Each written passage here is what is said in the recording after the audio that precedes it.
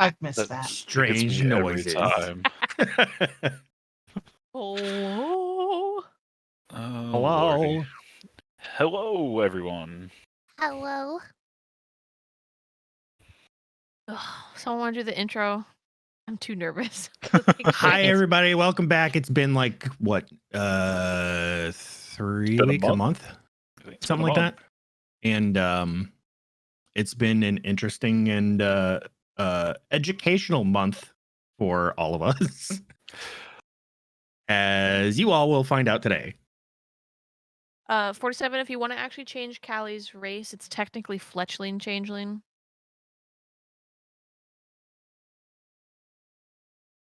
I'm going to keep my mouth shut. I was going to make a comment. On the Say it. overlay? Is that Yeah, what on you're the saying? overlay. Yeah. Yes, I would, except that is too long and it wraps around and looks horrendous. Okay. Same reason that mine says L Shadow Magus. Shit, we got a sub. Hey, thanks. Speaking of Oh, subs. looky there.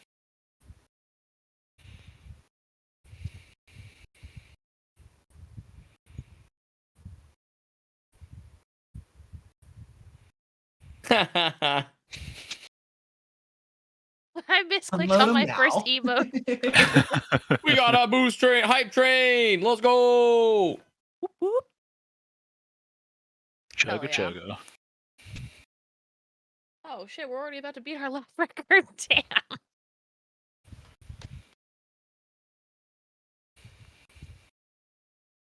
Hell yeah. Fun. Okay, so everybody go ahead and roll me a 4D100s.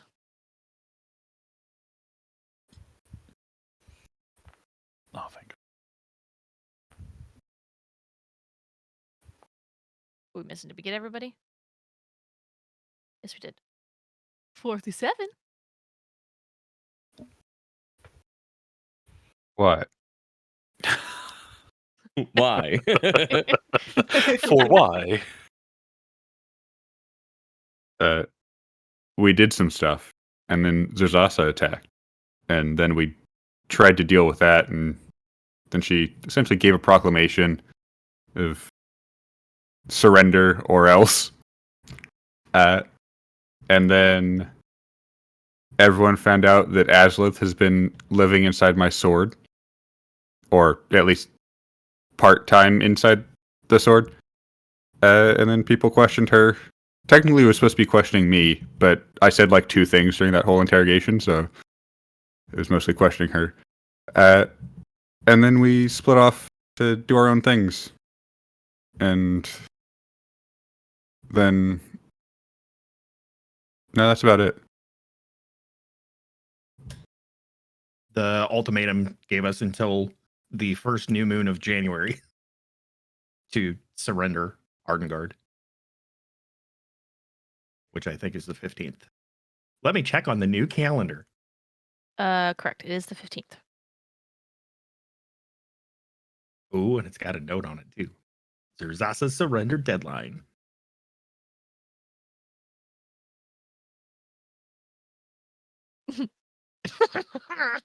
There's so many hidden notes that you guys don't even see. I love it. Okay. So you guys fought Zurzasa, or rather fought the things that she was summoning, and then eventually reconvened back at the manor, where individually most of you had one-on-one meetings with each other in private or with NPCs and various whatnot. Some of you, some big lore drops and revelations made and achieved. Others, big changes for you. But regardless, eventually, at some point or another, sleep finds you all, and you do awake the next morning.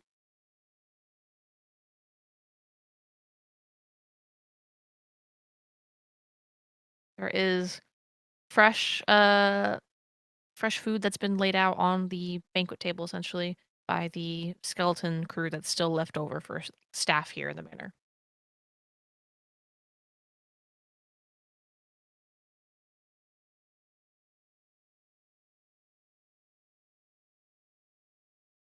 Nope, there is no music since it's both two people TM'd me about it. There is no music yet for this. It's quiet. Yeah, A little it will too be. quiet. Uh-huh.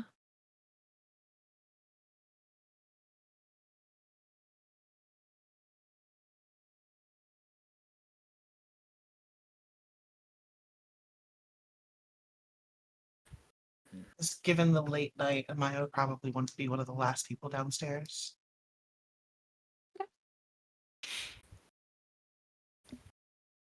Orpheus and Luna are already in the dining room. They are in the middle of eating. Looks like they both probably woke up rather early, and Orpheus is just going to town on some food.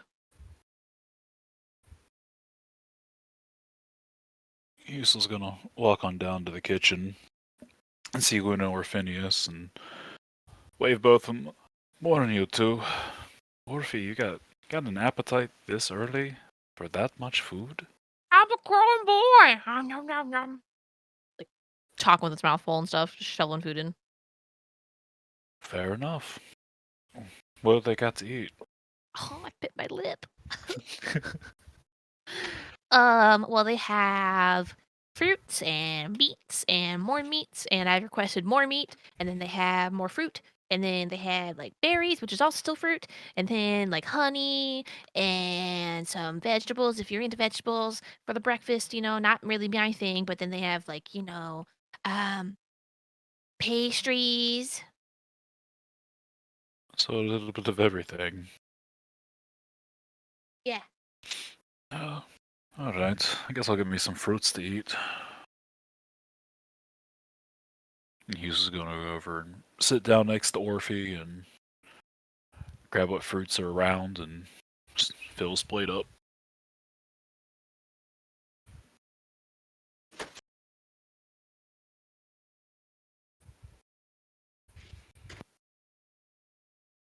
Hell yeah.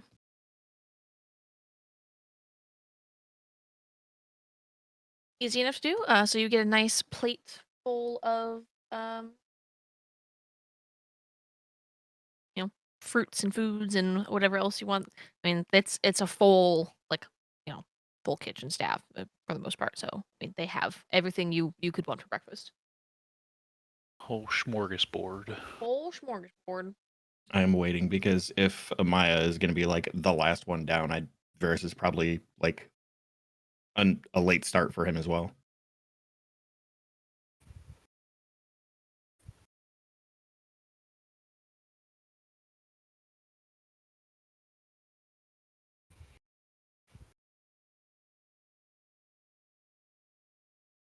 Morning, Dark. Slept okay. Bit rough after yesterday, but all in all, it was okay night's sleep, I guess. How'd you sleep? I slept amazing.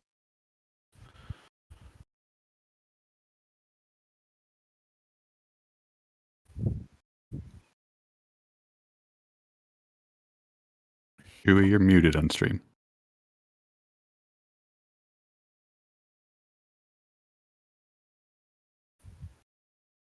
You checked all this stuff.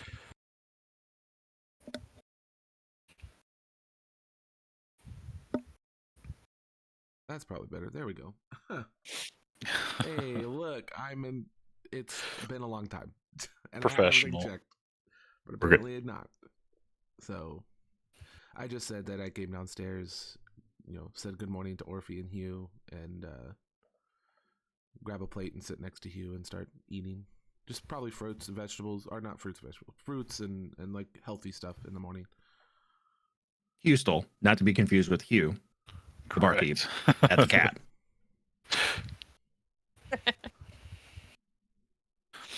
Turtle Hugh, not human Hugh. Turtle. Yeah. No. Oh, no.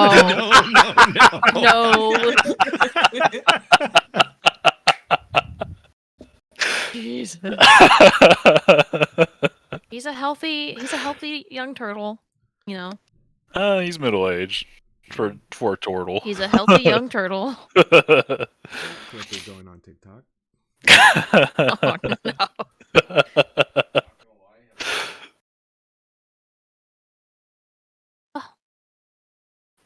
So where's everybody else?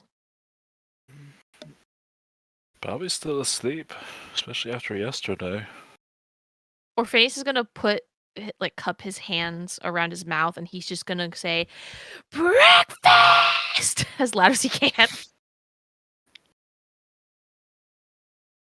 Oh God, just imagining that echoing through like the super clean halls. Uh-huh.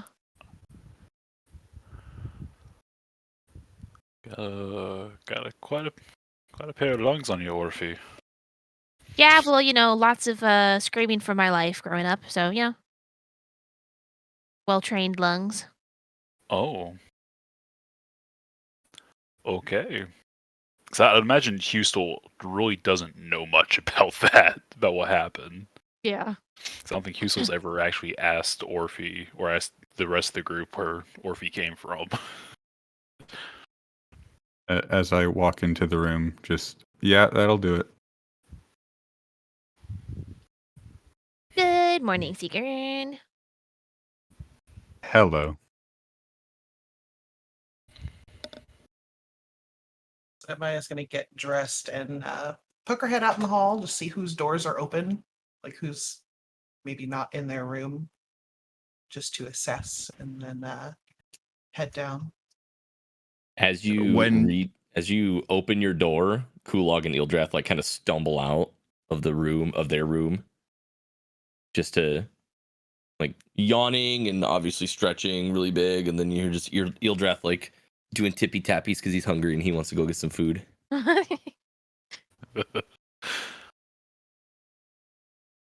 we, like, If you all in wake it? up before morning will be the day that I probably just keel over. What were you saying, Slaw? I was asking like the layout. Like, are all the rooms like down a single hall, kind of like they were at the Curious Cat? I guess I don't know the layout of the mansion that we're in. It's spread out. Not all the rooms are in the same hall, but I mean, there's like a couple different guest wings. I don't have a layout because manors and mansions are notoriously slack for not having layouts for maps and stuff, and I didn't feel like making one. Fair enough. No, because I was gonna say, as Amaya takes her head out, she probably sees Varys step out of his room, close the door behind him, take a nice deep breath, and there's like a slight smile to his face. And he's already got like everything strapped to him, like he's ready to go for the day, and then heads off down into the dining area. Luna kind of looks at you as you enter the dining area, and then quickly looks back down at her plate and starts, finishing eating. Oh, someone had quite the makeover last night. Were you in town without us? Maybe. So, this is what Varys looks like now for all of you guys. And as he's walking in, I don't know that he like looks at anybody specifically. He's looking for, breakfast. And as he's walking through, like he finds the table with the fruit, and kind of runs his finger along the table as he's walking. He's gonna walk up like almost uncomfortably close to him, and like as if she sees him go to pick something up, she's just gonna poke his cheek. And You feeling well? as she does that, he grabs an apple and turns and looks at Amaya. I'm feeling fantastic. How are you feeling? Did you sleep well? No, actually, I did not. And he takes a bite of the apple and Bless you? takes it and kind of walks into a corner of the room, leans against the wall, and just kind of gauges the room. While his demeanor and appearance are a little bit different, right now he's still kind of apprehensive with the events from yesterday. So he's just kind of waiting for everybody to come in the room. And he eats his apple.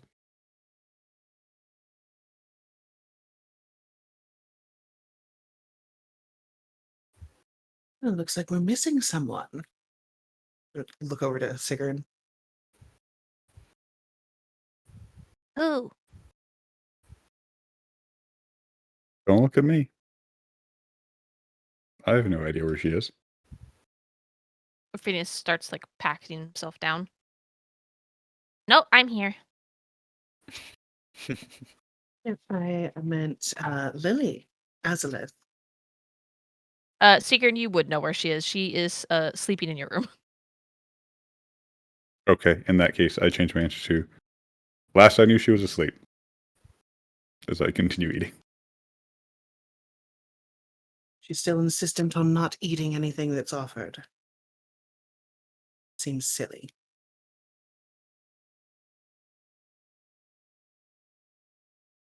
Just shrug.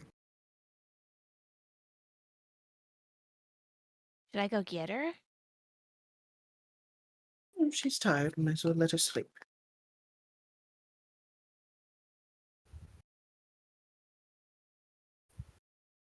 DM totally remembered that she was here. Yes, So- Orpheus, you are indeed here. But other than Azalith, it seems we're missing a ruffian and his pet. Perhaps they had a late night as well. Saw him in the hall. He may be stumbling down here in a minute. Surprised I didn't hear it. As you say that, you hear Ildrath like down the steps, like, rushing straight for the kitchen, almost like bashing into the wall and knocking things over. Oh no, he's one of those dogs. He's Dino from the Flintstones. And then Kulog's like right behind him, trying to stop him from knocking stuff over. Ildrath, calm down. We'll get there in a few seconds. Just be patient. You can have all the food to your heart's desire. They have plenty here. Don't worry. And there they are. Always making the entrance. So, how was everyone else's evening? Less talking, more eating, or I'm going to eat all your guys' food. Varys tries to make the crunch of his apple even louder after Orpheus says that.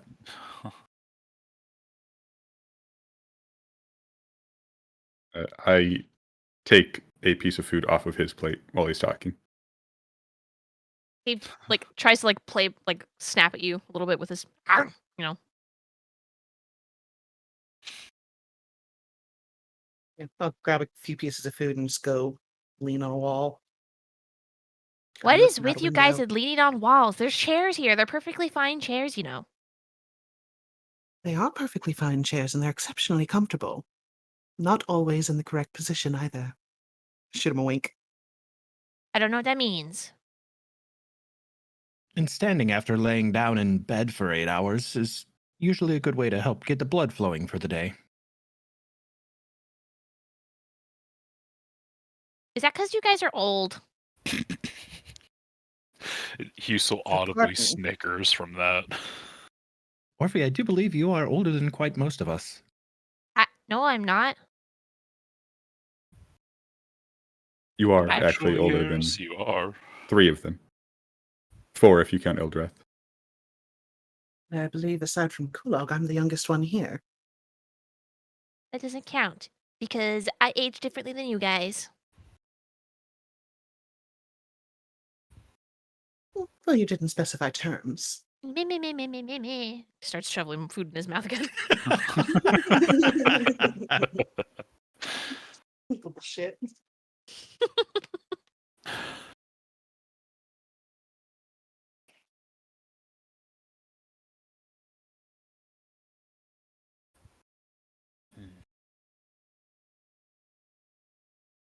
As you guys are sitting around, some of you eating, some of you aren't, some standing,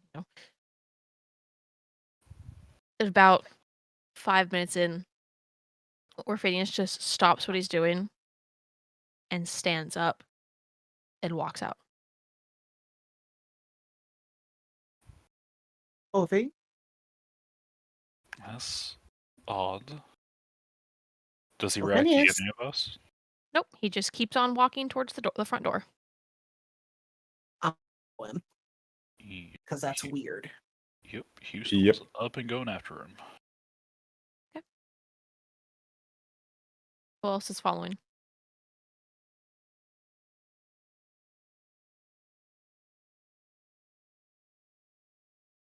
Don't everybody speak at once. Kulog will see people start walking out and kind of follow suit.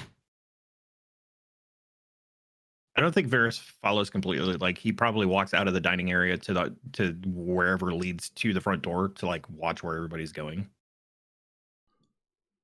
Dark will like clutch his sword, kind of like prepare it and walk with him. Luna also follows along, and Orphanius just opens up the door, walks on out, walks down the pathway towards the street, and then just stands in the street.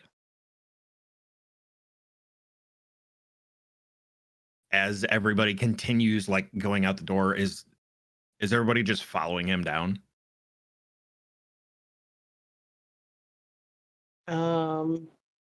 I'd be following him down, just trying to figure out what's going on. Like when he stops, try to figure out if he's looking at something in particular. Okay. Go ahead and get. Oh, how the fuck? Like perception checks is Varys- just perception checks. Varys tosses his apple core, grabs another apple, and runs out the door after everybody. How do we do perception checks in this? Same It'll way, it's on the left perception side. for this, yeah. Is it? Yep. Mhm. Right oh, I above see it. initiative. Okay, yeah. Yep. Go ahead and give me a perception check.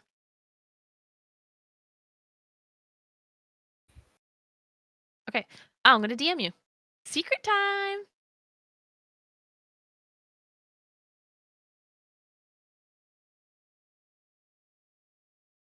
Got to get used to the new roles. Yeah, Mhm. it'll take a while. What do you mean? You're not used to seeing a 34? 34 perception, yeah. To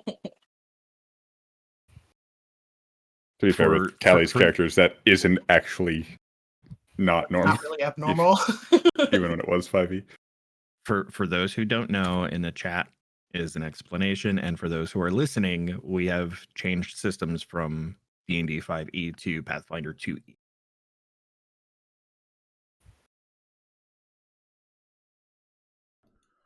I was gonna say, while you're kind of typing that up, as he stops, Dark would kind of like respectfully step in front of Amaya and like go to place a hand on Orphe's shoulder with like his sword will be one-handed at this point, kind of preparing for the worst, but trying to like get Orphe's attention.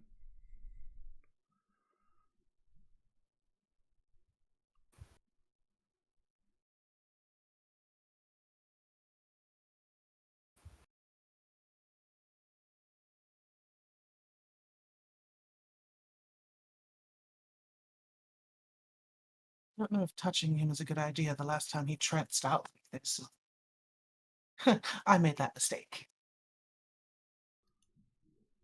Dark will kind of like stop right before he gets to his shoulder and kind of just kind of be in between the party and Orphe.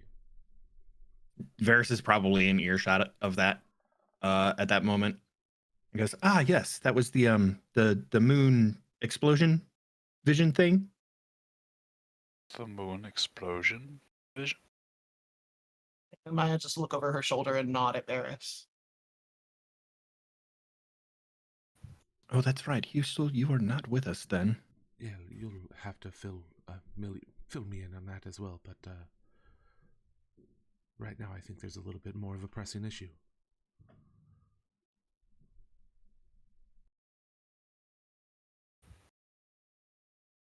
Well, what? Look at his eyes. Are his eyes okay? They glossed over, or is he in a trance? I'll kind of So Maya is gonna like loudly say no, and you're gonna see her draw her dagger. I Give it a spin, looking straight up. will place bolt my other hand on my sword and ready it with two-handed. Actually, no, I'll probably prepare my shield. Seeing the two of them ready weapons like that, Varys immediately like hops back to the side and draws his bow at the ready. Hustel does the same.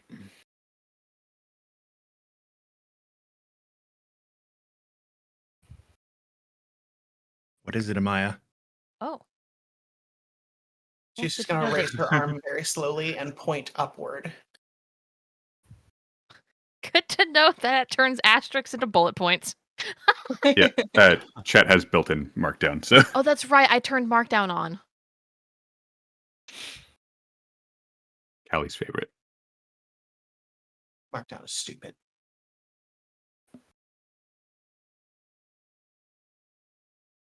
So Do we have music for this? it is playing right now.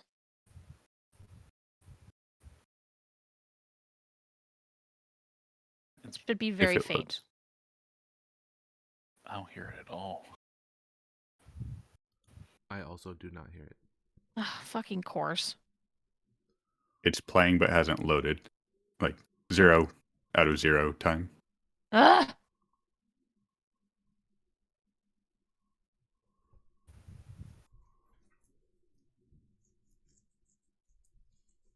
Well, just let me know when it starts actually fucking working, because Come on, Foundry, you can do it. so fucking bullshit. Loads literally everything but the music. And sometimes you have to preload the music track. It's to play. preloaded. Just started playing for me. There it goes. It's going. Okay. Now I'm gonna stop it and see if it all starts at the same time again. Good here. Yes. Is it not playing for anyone? I hear it. Okay, we're good. Okay. So you all see Lena floating above the city as she finally starts coming into view, looking out over the countless rooftops below and begins chanting. It's inaudible at first until her voice swells to this cacophony of 1,000 voices layering in upon itself. It's creating a harmony both beautiful and kind of terrible sounding. Her very words, while unfamiliar to any of you, begin to shake the ground beneath your feet. Uh, all of you struggle to maintain your balance during this shaking. There's screams that begin erupting around you as the stone and wood begin to crack across the city, the sounds of a distant building collapsing.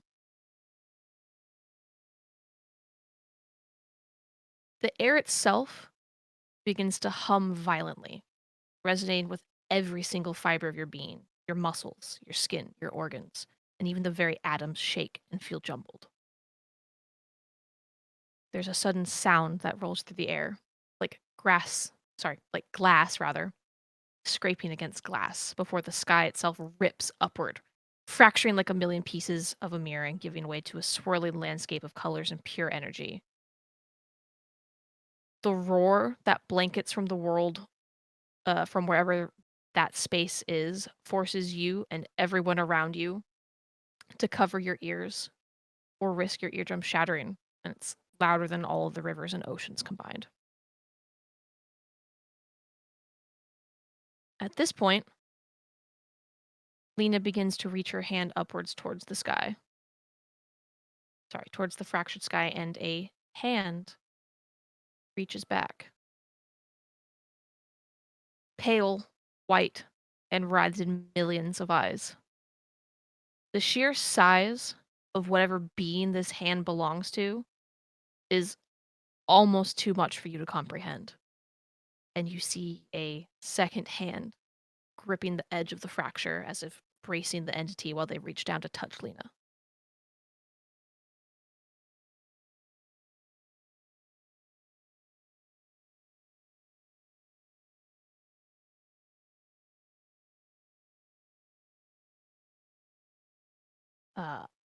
In a sudden flash, excuse me,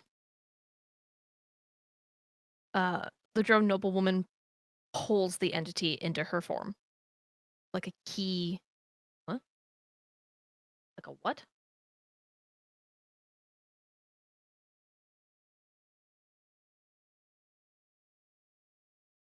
I don't know what I was saying there. I must have been drunk.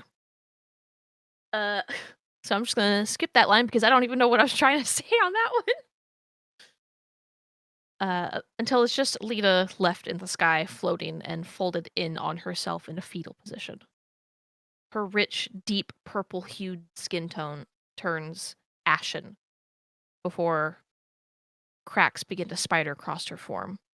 You see the skin begins to peel away to reveal the red muscle beneath, and each speck of flake skin begins to float around her form like rings to a planet. Slowly, the cloud around her gets denser, as perfect globules of blood join in the air with the skin until it creates a veil so thick around her that it's impossible to see through. There's a shudder that ripples through the air, like the very planet itself finally takes a breath it had been holding, and the sphere collapses in on itself, condensing tighter, tighter, till it's all but a small marble in the sky. With a loud thwomp sound, nothing short of a heartbeat or a war drum almost, the marble expands. At another thrum, and it expands again and again. Its pace growing more rapid by the second until the marble is massive in size and all that is left is a giant, pitch black sphere. There's a moment of silence, then a crack forms on the surface. Then another, and another. Branching across the shell until it begins to fall apart and turn to dust, till a single, furled entity remains. The entire world waits on bated breath as this new entity begins to slowly unfold itself from the once fetal position. Long, elongated gray ashen limbs unfurl one by one. In lieu of what once were legs, it's now countless tentacles that begin writhing and whipping around the air as if desperate to find something to latch onto. The body, now bony and almost skeletal in nature, is almost translucent in appearance. The veins and organs all on display all on display through a thin, milky membrane of skin. The arms are large and engorged, with hands almost too big for its body, long, spindly claws on the end of each bony finger. The wings, however, might be one of the most unsettling uh, aspects of this entity's visage. Attached to, excuse me, water. Excuse me, it's a lot of reading. Attached to its back are 6 wings that unravel and cover the sky, and they creak with each movement as the skeletal frame underneath the sinew and rubbery flesh membrane flexes. In place of beautiful feathers, instead are thousands of hands, each with a single eye in its palm, all moving in different directions, all colored differently. Some animalistic, some humanoid looking, and others something else entirely foreign. The head of this creature stands out the most from the rest of this unsettling features. Where there should be a full face, there's nothing. A blank, smooth surface, save for a single long line across the front where a mouth should be, and a bony plate that juts upwards from the forehead and back to cover the skull. Long, silvery wisp hair in various places, in various patches, kind of blow in the wind, and a black halo of pure darkness circles around the entity like some unholy crown. Orphinius stands in the street, in shock, horror, awe, or maybe something else entirely as he gazes up at this creature. Those of you who are more perceptive, which at this point I believe is pretty much all of you, will see the pure terror in his eyes and a look of recognition. And no amount of jostling or getting his attention breaks his gaze. The entity begins to speak now, and you all hear overlapping voices in your heads in every language you know at once. Do not weep, O children, for salvation has come. Hearken to the heavens and be joyous, for I will remake you all into your purest forms. Oh, I gotta scroll. The entity holds his hands up, and you see a child down the street stop running. She looks terrified, looking straight at all of you with a vacant expression and tears running down her face, teddy bear clutched in one hand. You all see her eye begin to bulge outwards and balloon as flesh compiles and grows on itself, outward and upward, till the mass is too large to be contained any longer and her skin rips, jagged and bloody. There's a wet slap as the skin sheds and hits the stones at her feet, and the exposed raw sinew pulsates once, twice, then rapidly explodes outward into a bubbling and roiling mass of eyes and teeth. Orphinius takes a step forward now. His eyes are no longer the icy blue that you all have come to know them as, but now pure white energy as he gazes upon this figure.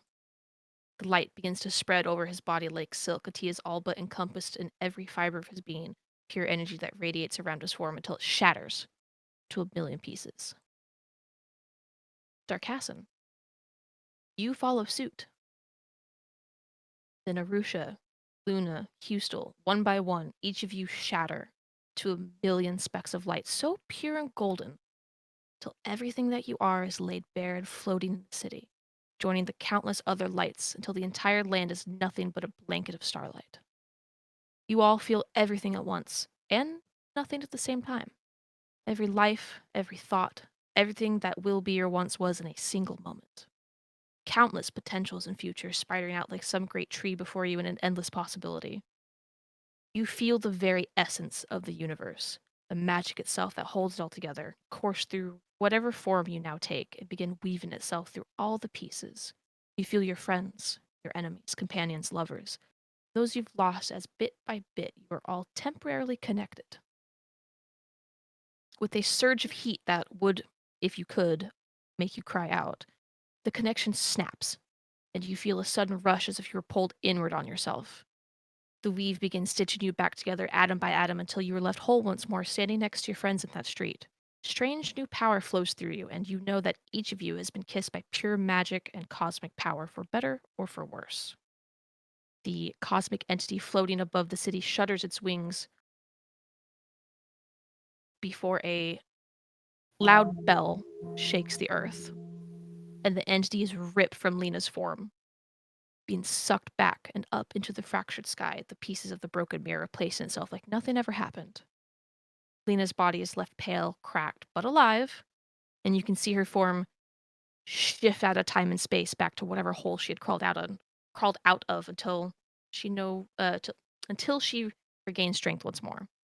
The unmade child in front of you that had turned into this grotesque horror lays on the ground, sprawling mass of flesh, shuddering and wheezing for breath, and you see bloody tears dripping from each of its countless eyes.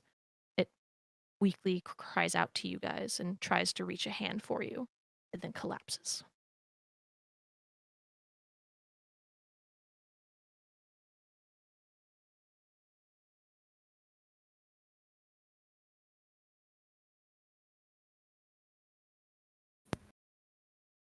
Hustel immediately, after everything sort of like, I guess goes back to quote unquote normal, he just collapses down to his hands and knees. And he vomits. He can't hold it in. The whole experience, the overwhelming sounds, feelings, everything that happened all at one time. He's completely shaken to his core. His eyes glassed over and glazed with the feeling of whatever new magic power is flowing through him, the sight of the young girl and the sight of everything. He's just overwhelmed. he just sort of stays there on his hands and knees, looking at the ground, sort of trying to understand what happened and process it all at one time.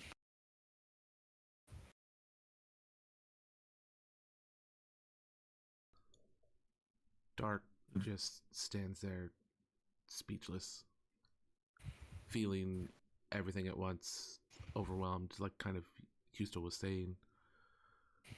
Snaps to it, turns around, and goes to Amaya, makes sure she's okay, and then kind of makes his way to Sigrun and Varys, kind of going through and making sure that they're all okay.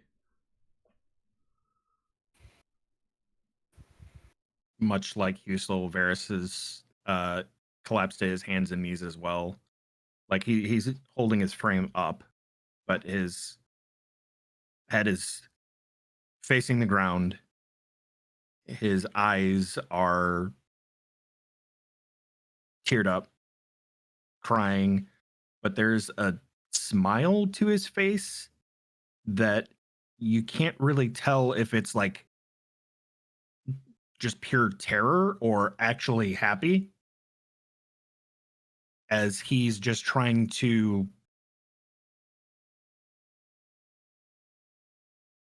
kind of understand all of the feelings that he just experienced. And the ground below his face starts to get tiny little teardrops.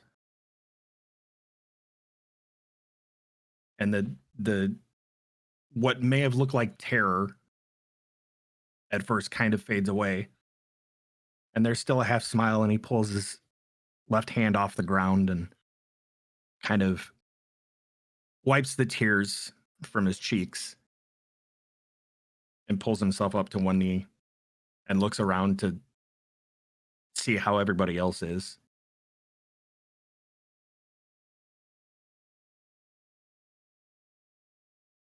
So Amaya's going to look away from Orphinius and down at her hands, and she's going to go to take a step towards the child on the street and just like falter and just fall hands and knees on the ground, like crying, and start trying to crawl towards this child. Looks like she's trying to cast something, but she just can't get it to. She can't get the spell to form. And she just stops, just weeping.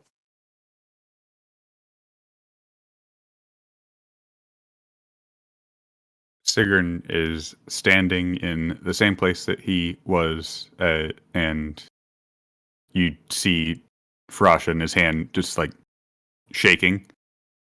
And at first, it probably is looking similar to Varys, of like terror, but with closer inspection, it is just like pure rage.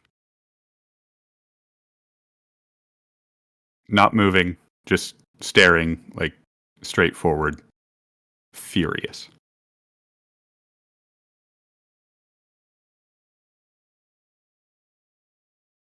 Kulog clenches his fist as he's staring up at this thing in the sky, larger than anything he's ever seen. And it's the first time in his life that he's ever felt genuine fear. His eyes wide. Nobody's ever seen this much of the white of his eyes before, ever. And he's just jaw dropped, staring. And then he looks down and he sees absolution in his hand. He has it in one hand, his right hand. He just sees it glow and radiate with power. Unsure of what that might mean, it could be just like Sigrun and with Farasha, could just be rage, could be fear. He has no idea. He looks at absolution, clenches it tighter, looks over, sees Yldrath just staring, proud, but a little fearful. and then looks back up at the entity in the sky. Yildrath is a lot bigger now.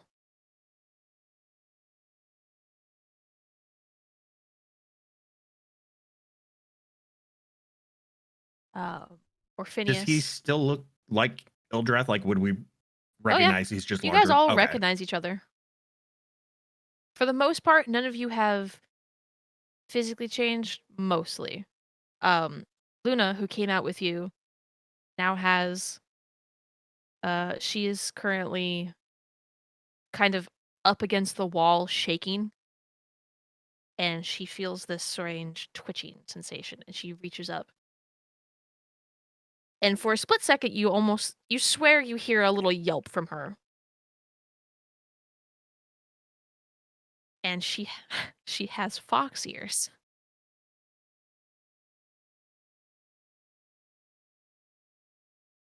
Or Phineas, on the other hand, no longer has those blue eyes that you've all come to know. Instead, the pure energy of the cosmos just shifts in his eyes.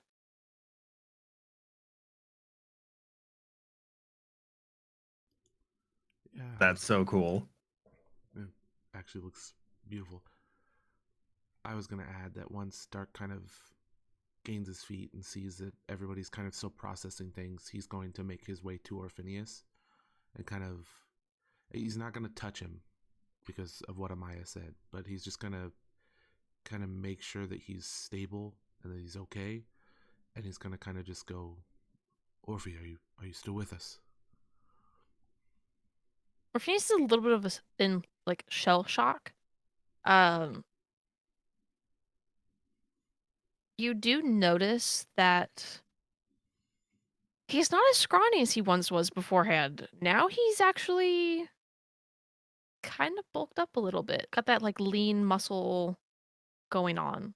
He looks like he could probably take you and Kulog in a fight together. And Damn. probably win.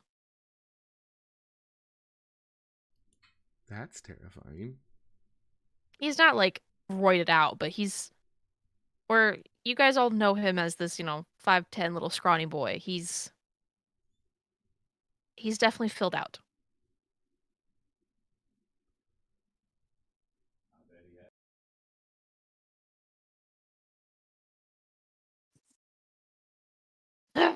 Once Varys gets to his like fully standing up to his feet, he kind of sees that everybody's checking on everybody, and for the most part, all of us seem to be kind of okay.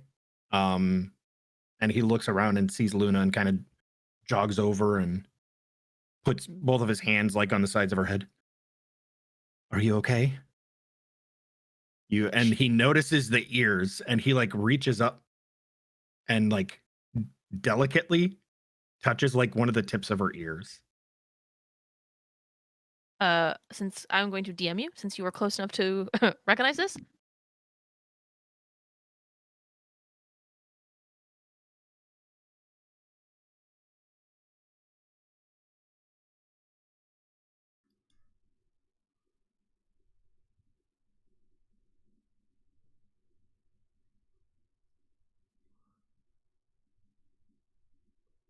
Noticing that Amaya is attempting to help the child and on her knees, Dark is going to go over and kind of try to help her up to her feet and kind of just comfort her and kind of just be there for her in the moment. I don't think the kid has like a body so much anymore. Not the kid, Amaya. Oh, okay. Yeah. So Kind of if the- Dark like touch Amaya, her whole body is like shaking. And like, she'll turn and look at him, and he's seen the look on her face one time prior, back in Elmsaren when they first met. Yeah, Dark. Like, With that recognition, Dark will just kind of hold her and be there for her in the time, knowing just kind of, hey, I'm here. Like,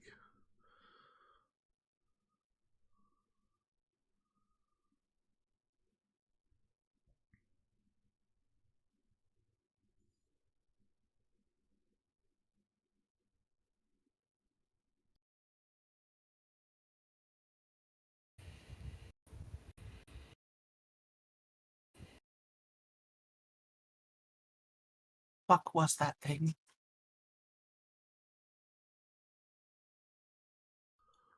I'm not 100% sure, but whatever it was had a lot of power. That was insane.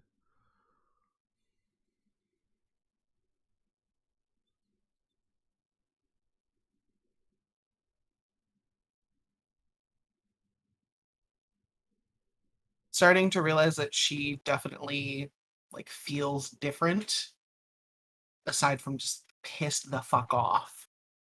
Just feels fundamentally different. She's just gonna look down at her hands and kind of flex them, and like these puffs of shadowy smoke are just gonna form from her hands,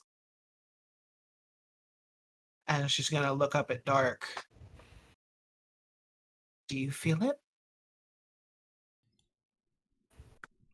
I feel it.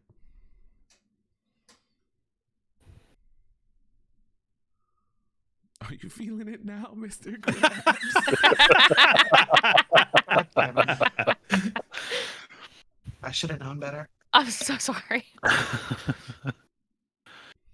If Amaya is willing, Dark will help her over to Kulog and like kind of snap Kulog out of it and kind of hand Amaya off to Kulog and then go over to Sigurd and kind of see if I can get some sort of, obviously he looks pissed. Dark's not going to touch him, but like trying to get some sort of interaction out with Sigurd and go, Sigurd, are you okay? How are you feeling? Different. Yeah, he's no longer like staring directly forward like he was, but still not moving and still looks pissed. But he's not like, staring off into the distance, not paying attention anymore.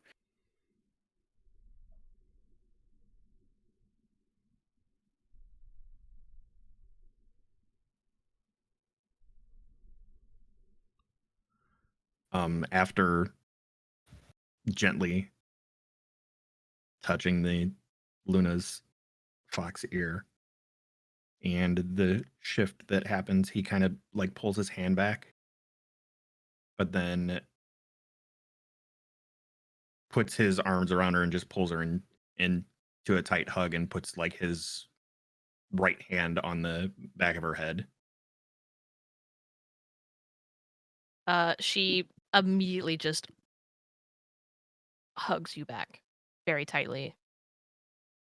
You can feel her trembling very slightly, and she's trying not to.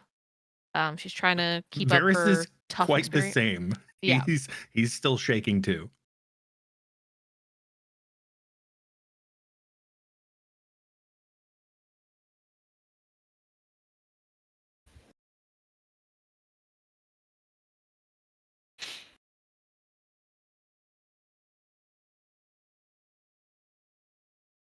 I'd say at this point, Husel's probably stood up and kind of cleaned up himself a little bit and is now looking over his hands and his feet and his shell and sort of feeling back around the plants on his back and seeing if he still has the little hummingbirds that come around also.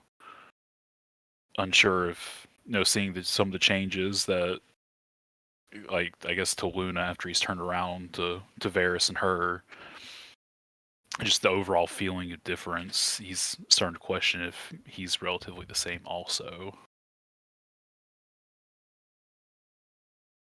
Where Hustel was once, where you were once more turtle-like, you're still turtle-like, but with slightly more ranging in on like the lizard folk territory. You still got your shell. You still got your he is still turtly enough for the turtle club. You now have Turtle. instead of your like short little nubbins for your fingers, they got claws now at the end. So I will preface this for anybody who's listening and watching. Hustel, for all intents and purposes, for whatever the fucking saying is still technically a turtle. However, because there is nothing similar in Pathfinder, we went with the lizard folk race for him. But for the most part, going forward, he still will be classified as a turtle person.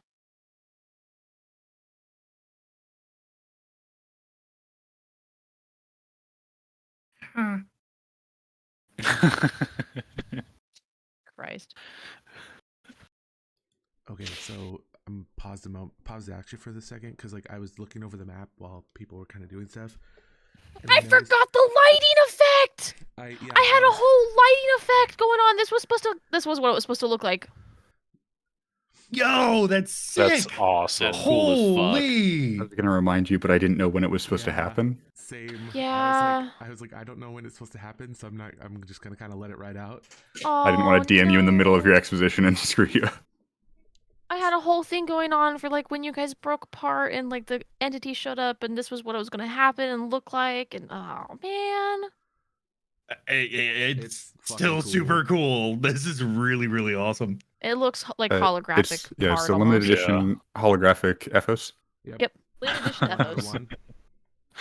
No, so I was looking at the map while people were talking, and I don't know if this was intentional, but the Lake of the Lost, the top right of the map of that lake looks like a screaming face. So like right here is the mouth. I can't ping, of course, but there's like a nose. You can ping. There you go. Oh, there's the like mouth. The right above that's the nose, the eye, the eyebrows, the hairline.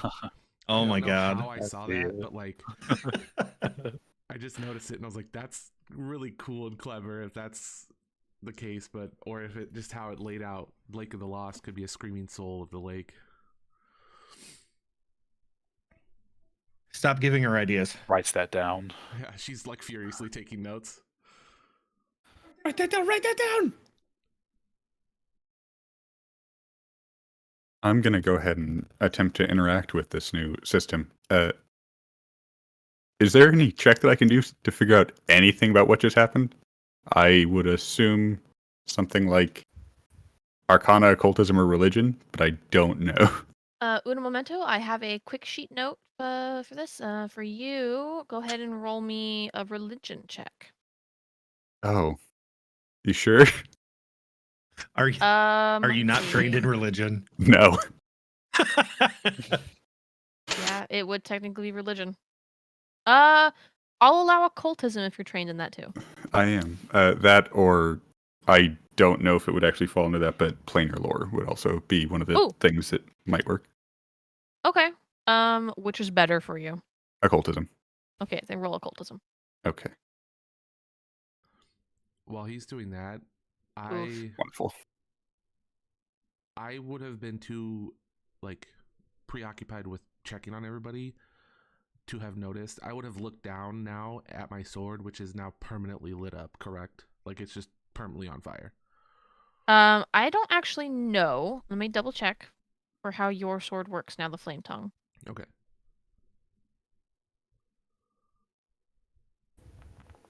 Use a hero point to reroll it. Okay. You have no Your idea. DM inspiration. Well, no, we get one at the beginning of every session, don't we? Yeah. Not including the extra one. Oh, that does beat the DC. I will DM you. Okay. Secrets. Find out how much information you actually get. It wasn't Half a a critical sentence. success. It's just a success. Yeah, depending on your answer about the sword, if it's the case that like I try to like if it's lit up and I try to like take it down and it doesn't do it, I would also start to check stuff like Seagrin is doing. Yeah, your sword is permanently lit. Okay. It's not like flaming swords, but it does have like flickers of flames that kind of swirl around the blade. Sweet. So yeah, I would definitely check I don't know what I would roll, but I would again test out the new system. What are you trying to do? I would be trying to do what I used to be able to do. I don't know. Well, What would Dark do? yeah. Not what would Chewie do. What would Dark do? Let me think on that. Yeah, you got it. You can't just say I want to do what I used to do, which is Yeah, let me think about that. Pardon, my bad.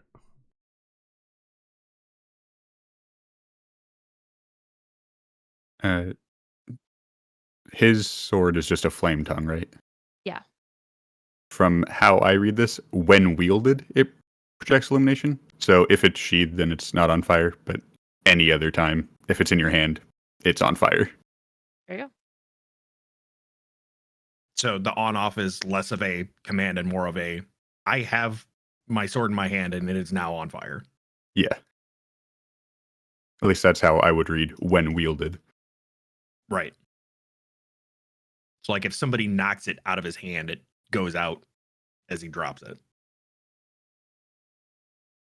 Ooh, that's interesting.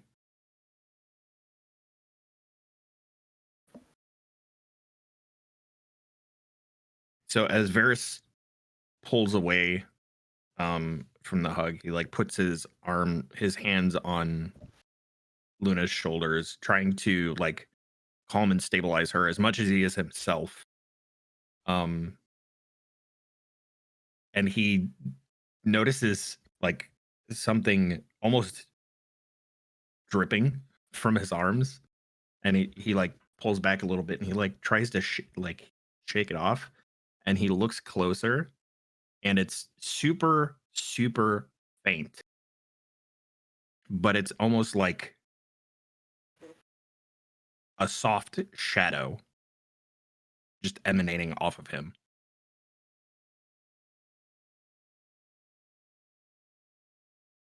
Mm.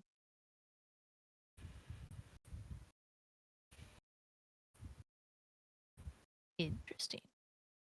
That's a cool way of describing it.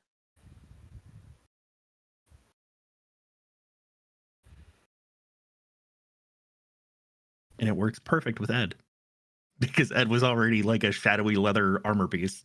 Yep.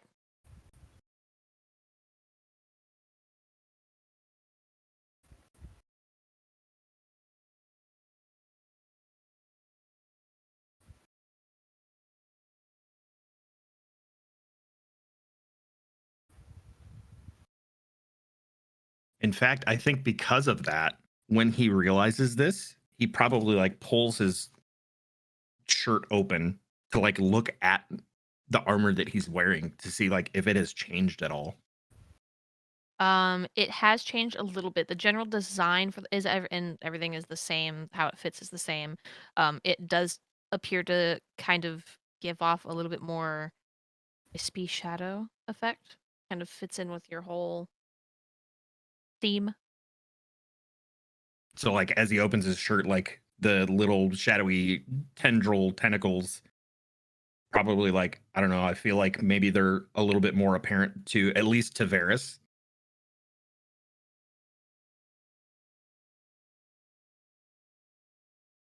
Oh shit, I forgot to do what languages she speaks. Damn it.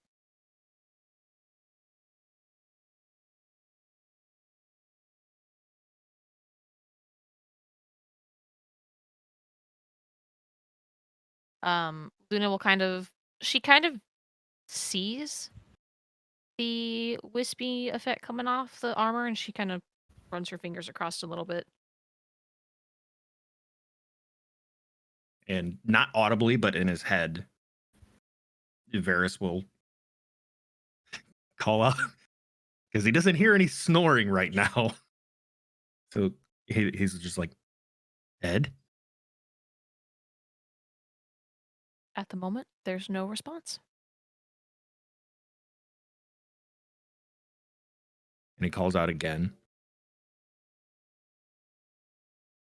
Nothing. You do get a sense that he is there, but with how everything has changed, it's a little more difficult to reach him. Get a sense, like something you're probably going to have to work towards to talk to him now to reestablish that connection.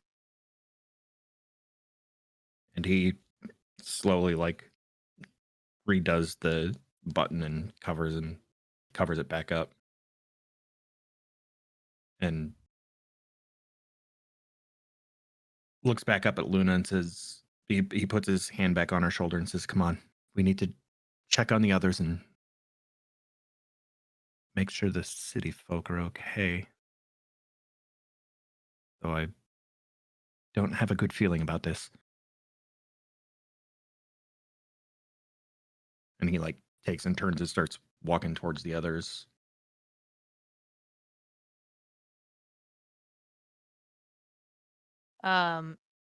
As you turn your back to Luna, you hear this tinkling sound, and a small silver fox just darts past your legs and into the alleyway and out of sight. Varys like looks down as this fox jets past him and turns around to look for Luna, It's not there. but she's not there. And he looks back up, kind of confused, and then it clicks and he takes off after it.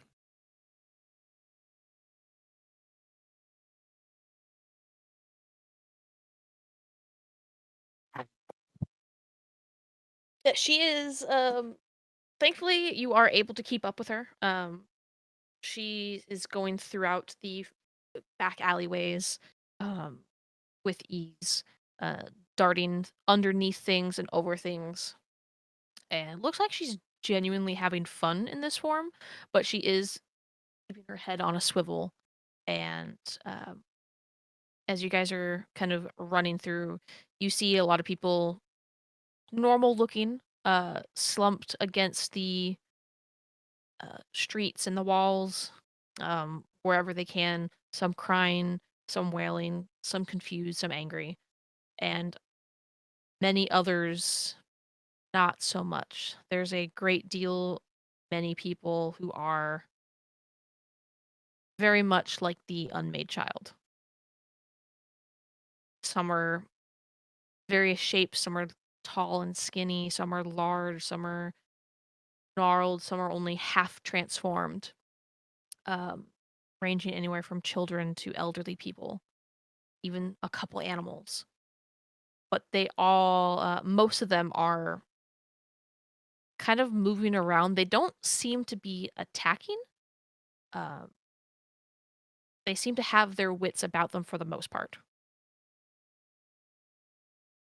But you do come across a one group where um, you're not entirely sure the relation between them, but there is a person and then one of these unmade that is trying to get closer to the person, and she's just screeching and screaming, and you see the pain and the sadness in this creature's eyes for um not being allowed to get close to maybe a family member or a spouse or something.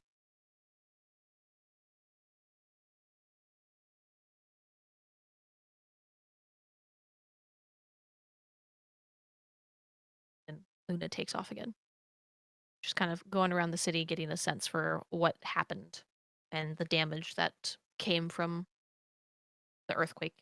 Yeah, and I think he's just kind of trying to follow her around as best as he can, taking in things. Just it's more of a assess the entire situation because it seems to be kind of chaotic everywhere Yep. rather than a stop and help this person type thing.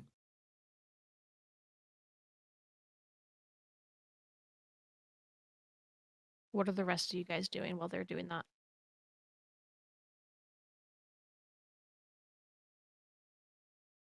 So leaning against Kulog as things are kind of more or less settling down from the initial uh, event. Amaya's first thought is going to be Severin, Rain, and Mal. So she's going to try to send them a message, and it's going to take her a minute. She realizes something feels different, like gathering the energy for the spell feels strange, and she'll look down at her ring and see that the main stone of it is kind of glowing and flickering, and she'll focus on that, uh, and then cast sending. She's going to say, Severin, are you okay? Where are you? Something terrible's happened. Are Rain and Mal all right? Did it happen there okay? Did it happen there too? Please say you're okay. You hear a response, but it's so distant and faint that you're not able to fully make it out what the words are, but you do recognize that it is Severin's voice. It sounds like shouting through a tunnel at each other. And it kind of reminds you of when the Veiled Priestess was trying to talk to you at first. The distance, the like something's kind of in the way.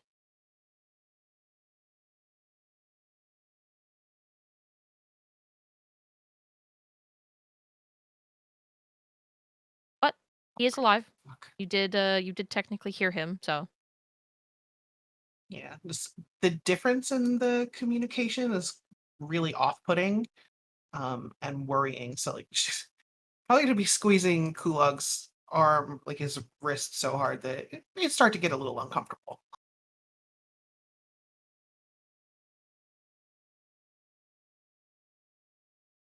Do you have to grip so tight, Amaya? I know you're waiting, but sheesh, loosen up a little bit.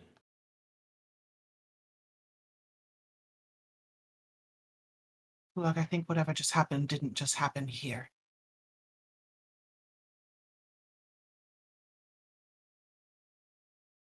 I mean, not just this plane.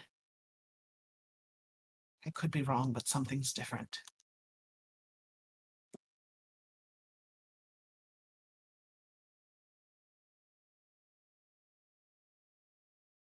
I would imagine it has to happen everywhere, right? It can't just happen here, like you said. Do we have any way of getting to sea or Rain or Malakin? Like, I don't know if there's a way back. Very slowly loosen her grip and just gonna look back down at her ring. And I don't know if it'll still work.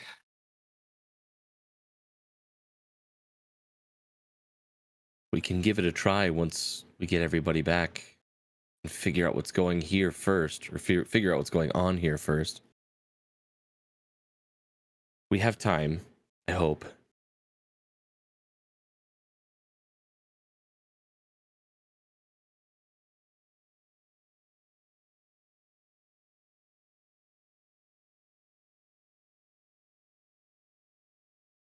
Aurelia, yes. with information learned the night prior, is there anything that I can glean from this? I'm thinking of one particular tidbit in general. Which tidbit are you trying to connect? DM it to me. I will let you know. Scan. Ah, it's possible. I will tell you a little bit of what I told 47.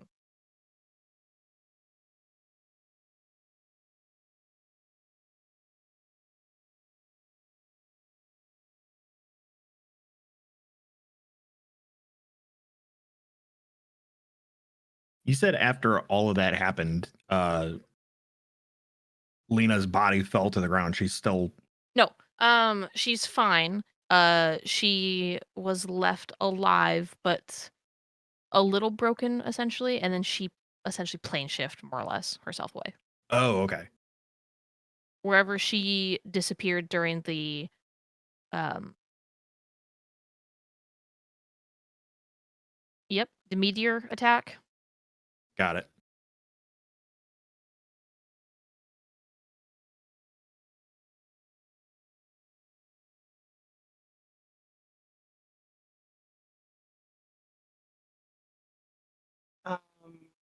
kind of talking to no one in particular, more like thinking out loud. Gonna release Kulog's wrist and say we should get to the palace.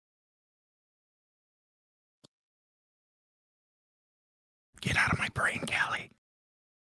And she's just gonna release Kulog's hand and then just take off running. Okay. Easy enough to do. As she starts running, I say, Amaya, where are you going? And I'll just like take off after her, and I'll like motion for Ildrath to come back with us, or to come with us. Stomp, stomp, stomp. Yeah, he See? would have heard her say, like, she said it out loud. Yildrath, as you guys are running, he kind of picks you up, Kulog, by like the scruff of your neck, more or less, or like the whatever, and he throws you on his back and bounds after Amaya. He is now large enough for you to comfortably ride. Oh, hell yeah. And as Varys is chasing behind Luna, running through the streets and the alleys and everything, he calls out to her, Luna, Marion.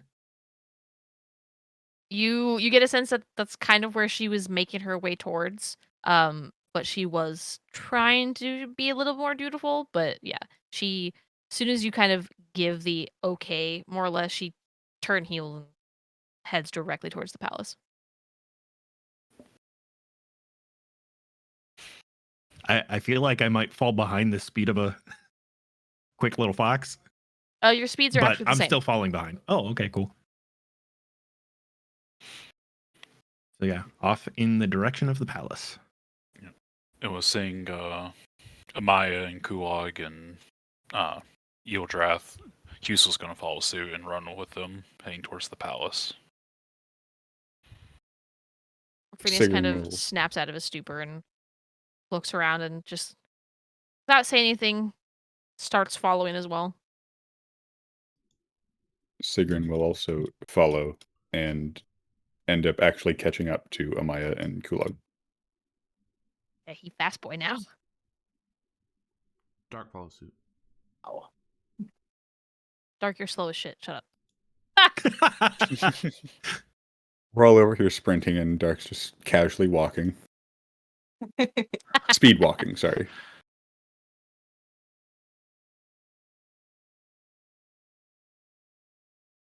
One of those old ladies power walking through the mall in the morning.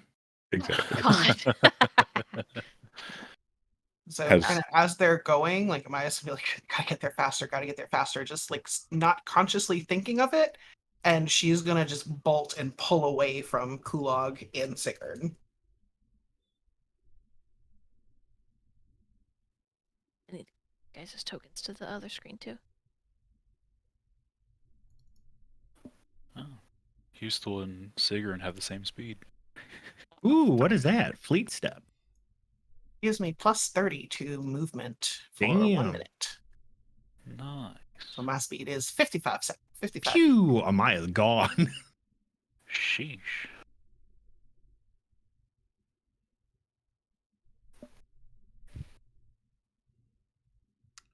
Feeling imbued with the power of confidence, since people are pulling away from me.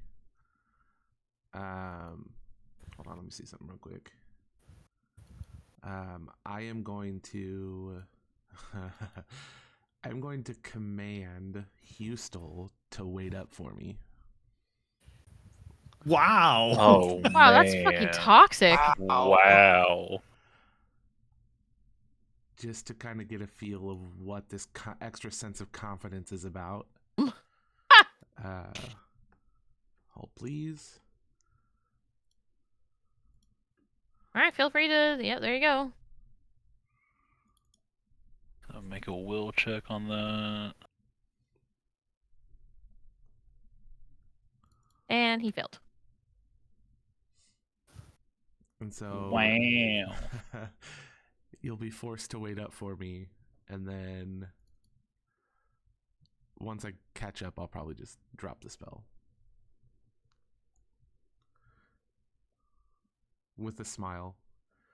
Wasn't meant to hurt put anybody at ill will or harm anybody, but I'm feeling Bye, confident. trading dummy. You're a bit of a bastard. Only when I want to be. So often. More often than not, yes. Oh. Get your slow ass in gear and let's get going. Dark will smile and kind of just run behind. When Amaya takes off faster, Sigrun will not be able to keep up, but will speed up a little bit and use warp step to get an extra, I guess, 10 feet, kind of. Love it. With most of you figuring out, some of you are a little bit faster than original. You feel the magic coursing through you or your muscles contracting, kind of giving you that extra little edge that you didn't have before. But you do arrive to the palace. Everyone is kind of in too much shock and scrambling around to really even notice or stop you guys from just entering right now. So if you want to just full on enter the palace grounds, you can. Oh yeah, Maya's headed straight for the doors, and she's just going to try to push them open if they're not already. Okay. Easy enough to do. You open the doors, And and she's it going to is yell out for Atrix. Not even sure if he's there, but she's just going to scream Atrix. okay. I feel like Luna and I may have gotten there before everybody. Yeah, Since you we're guys already running around in that direction. Yeah, Luna and Varys would have already been there. Luna would have dashed off immediately to find the queen, if Varys was following at all. Yes. Okay. So you guys first would have found the queen, kind of in her chambers a little bit, and she is alive and for the most part normal looking, as far as you can tell. But she is unconscious for right now, and she seems to be asleep, and Luna keeps shaking her to try to wake her up, and she's not responding. The rest of you arrive, and there's no Atrix to be found. You do know that he is with the director, so Just seeing on the off chance if they were here. does not appear to be. Mhm.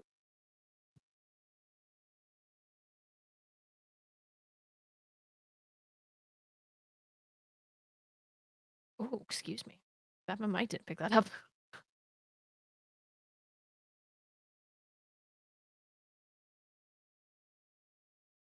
Varys puts his hand on the like shoulder blade of Luna and says, "It's okay. She's still breathing.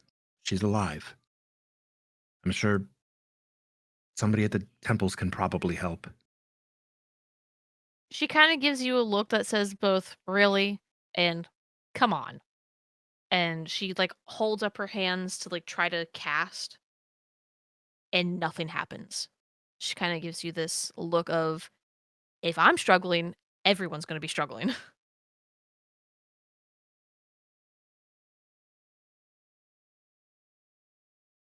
Are you?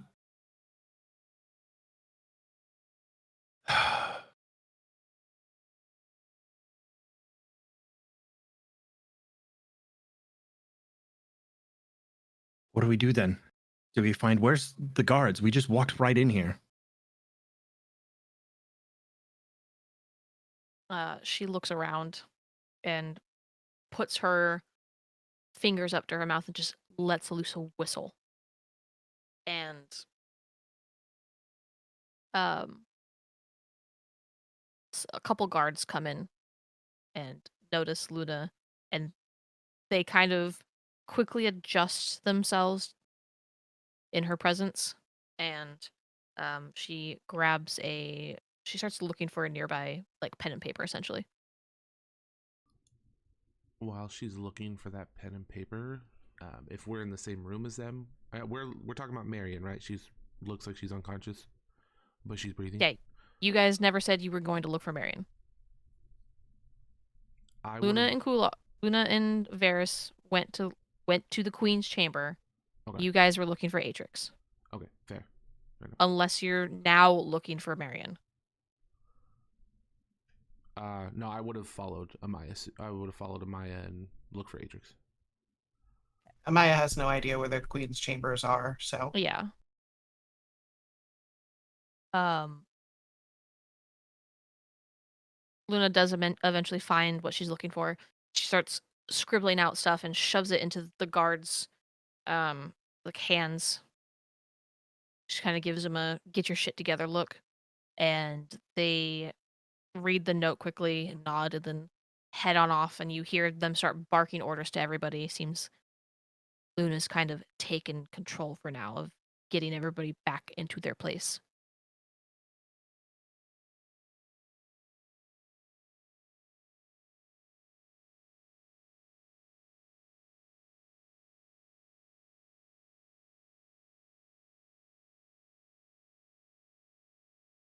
seeing that he's not here, Amaya's going to send a similar message to Atrix. Just, where are you? Are you okay?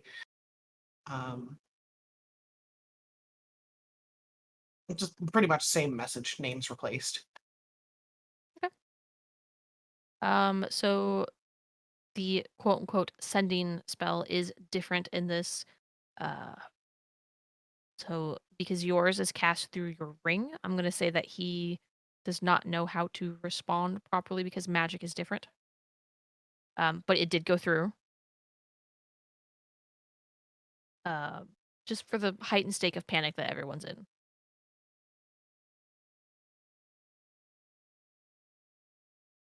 She's just going to grab the closest thing that she sees and just throw it. Just angry, throw something against the wall. Oh, throw Free this really nice action. looking vase. Free action throw.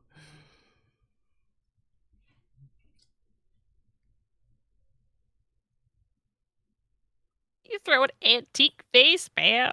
That thing was like pre-war and everything. Oh, what a shame.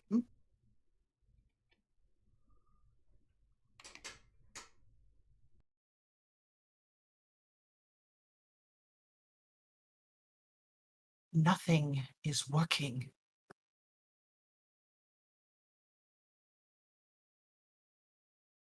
Where's the queen?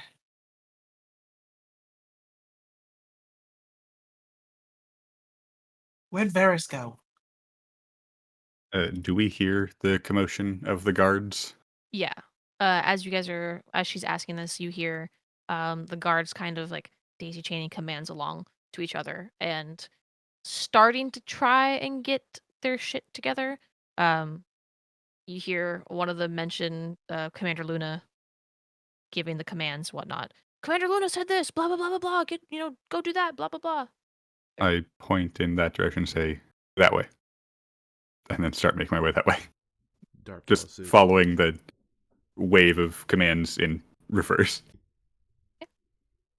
Amaya's going to It's follow, and if anyone tries to stop us, she's literally going to tell them, if you touch us, I will erase you. people recognize you guys. They're not at the moment. They're not stopping you guys. But eventually you do manage to find an open room with Luna and Varys inside and the queen on a bed. Noticing the queen on the bed, I am going to walk over and, again, feeling a sense of difference in his body, I'm going to cast status on the queen. What the fuck does that do? As long as you as the target are on the same plane of existence, both alive, you remain aware of its present state. You know the target's direction from you, distance from you, and any conditions. Just press on the little icon, press the little chat icon when you like hover over the spell's icon itself, and it'll output it to chat so I can actually read it. Oh, I did not know that Yes. was there. Pog. Thank you. It's a Yep. lot easier than having it read to me.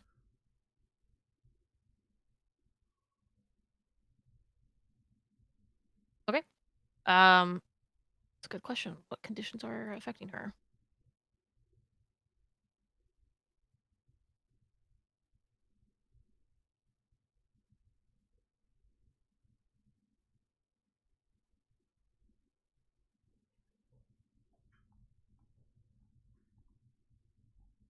Okay. So at the moment, she is. I will DM you. Okay. Thank you. I'm not going to tell you what level they are at. I will just tell you what conditions she has. Got it. Appreciate it.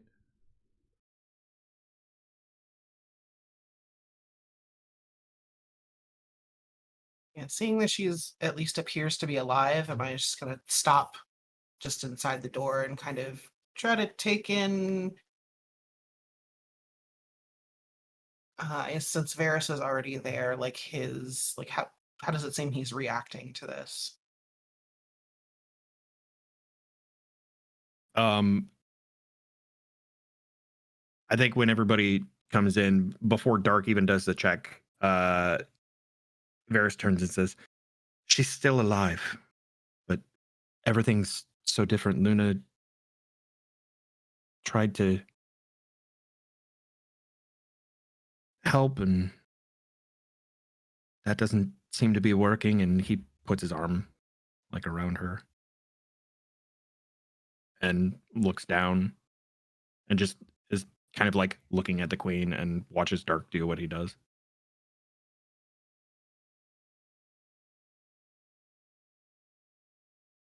Does the queen seem like does she seem like is she breathing raggedly or anything like that? Any like cold sweat? Anything that would indicate that she's in like physical duress She seems if I weakened. walk over? So her skin's a little clammy and pale, but she seems to be breathing relatively fine. You notice that there are like really bad, like dark circles under her eyes, slightly sunken in features. Yeah, getting that sense of what's affecting her, I'm going to. Did you actually read them all and what they are? Yeah. All of them? I read 3 of them, not the. I know what unconscious means. Okay. But I'm going to just kind of start working on the queen. I'm going to cast restoration to try to reduce one of those by 2. Obviously, the only one that I can. And then I'm going to, right after that, if I can, cast heal to try to just kind of get her back to a stable footing. Okay. While everybody's kind of gathering their things and doing what they're doing, I'm focusing on the queen.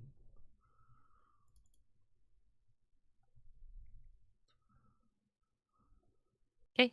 You get a sense that she is still still enfeebled.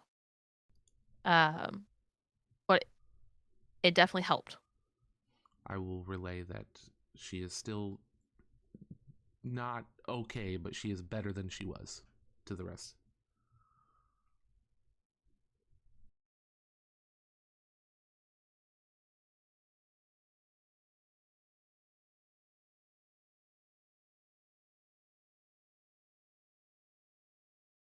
You did what you could. Things are apparently very different now. I'd say so. I'm feeling just extra right now, but she's better than she was, and we can just hope for the best.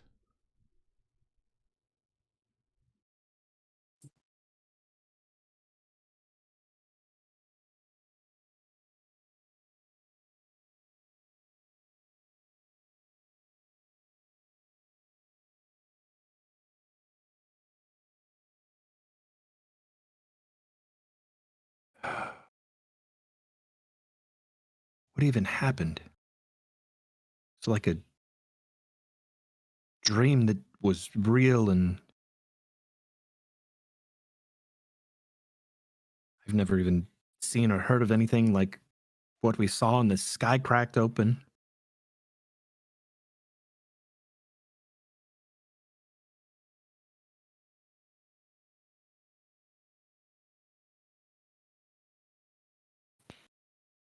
It's like everything was rewritten.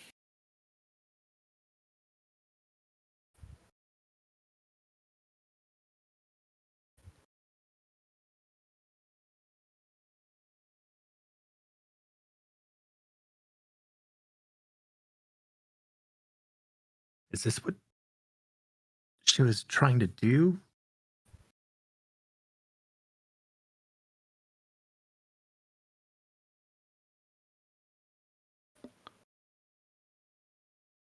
But why would she do that?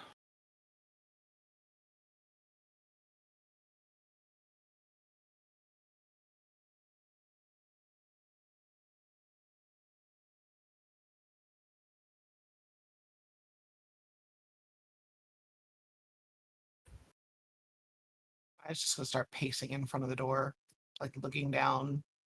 Obviously, like thinking really hard.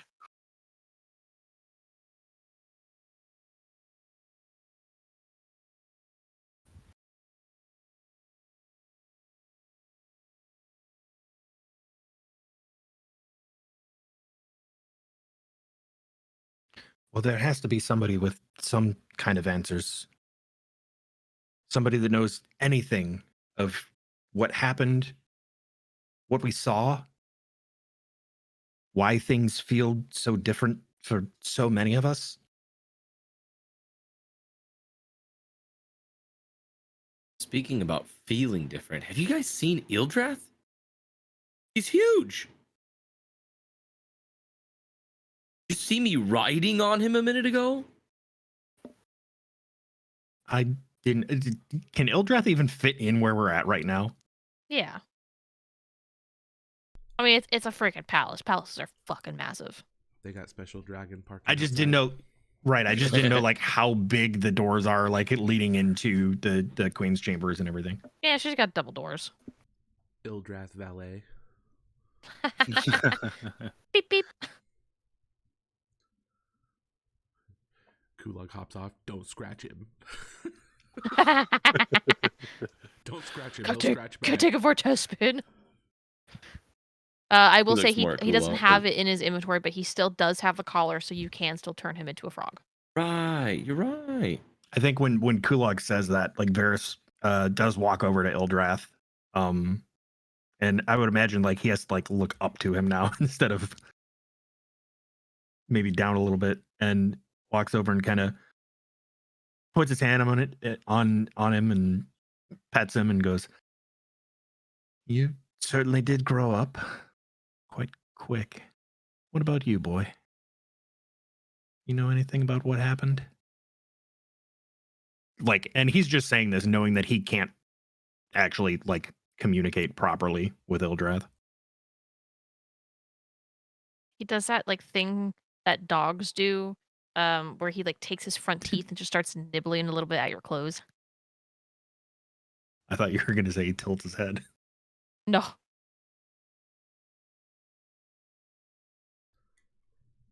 What? What are you doing?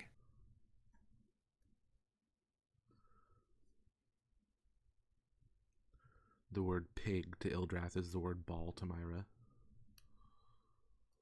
God. With Hustel's reptile speaker, does Yodreth, is he considered a reptile? Nope. For that? Okay. He is considered a dragon. Okay.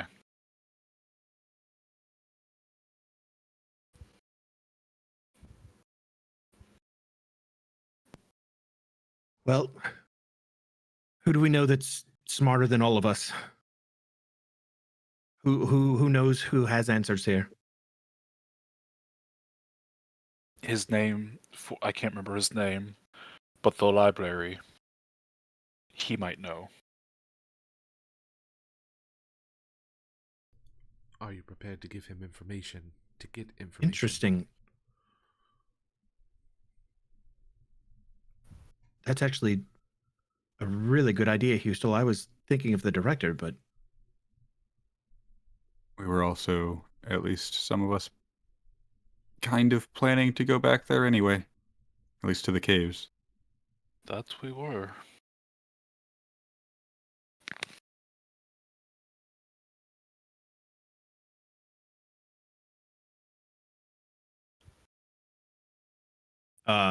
over the table out of character because Mhm. I forgot.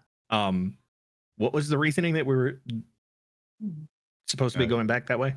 I have something to go get with Azalith and Hugh still has something to go get, and Aslith suggested that at least one person go with him to, hold the door. Got it. Yep. Did you want So me at to go with that- you guys?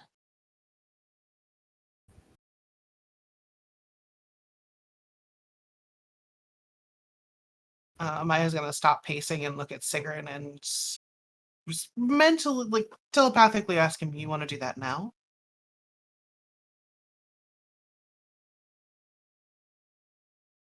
Am I able to reply telepathically?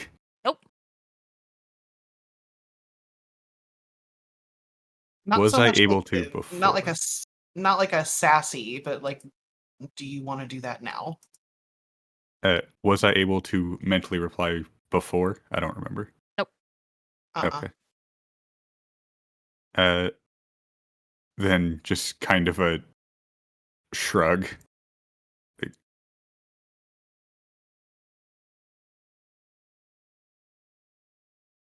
it's an option.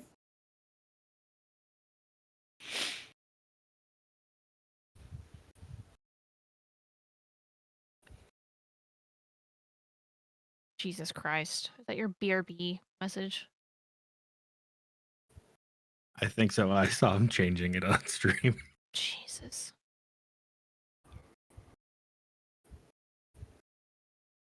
Pee pee poo poo or poo poo pee pee.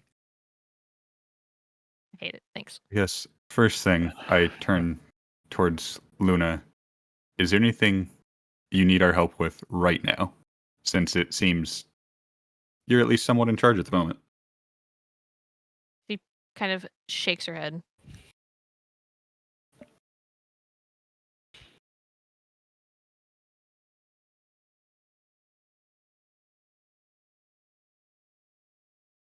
I guess the first question is who's going and how do we get there faster?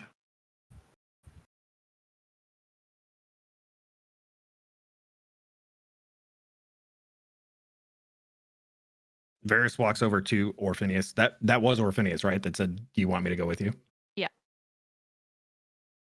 He walks over and he kind of looks him over and goes, "Look, stronger now." I feel stronger. You look almost bigger than Kulog. Oh, I don't know about that.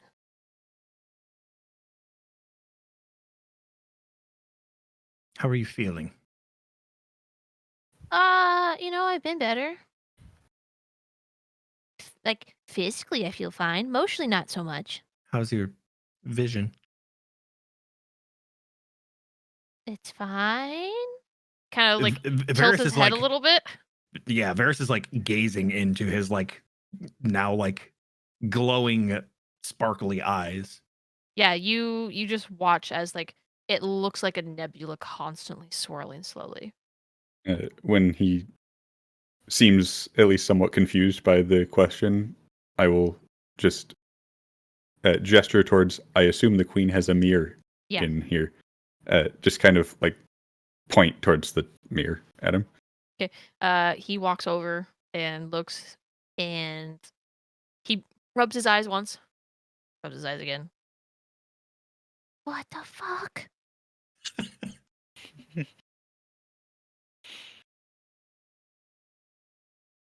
Like takes his fingers and makes his eyes wider. Oh, that's not natural. Think it's temporary?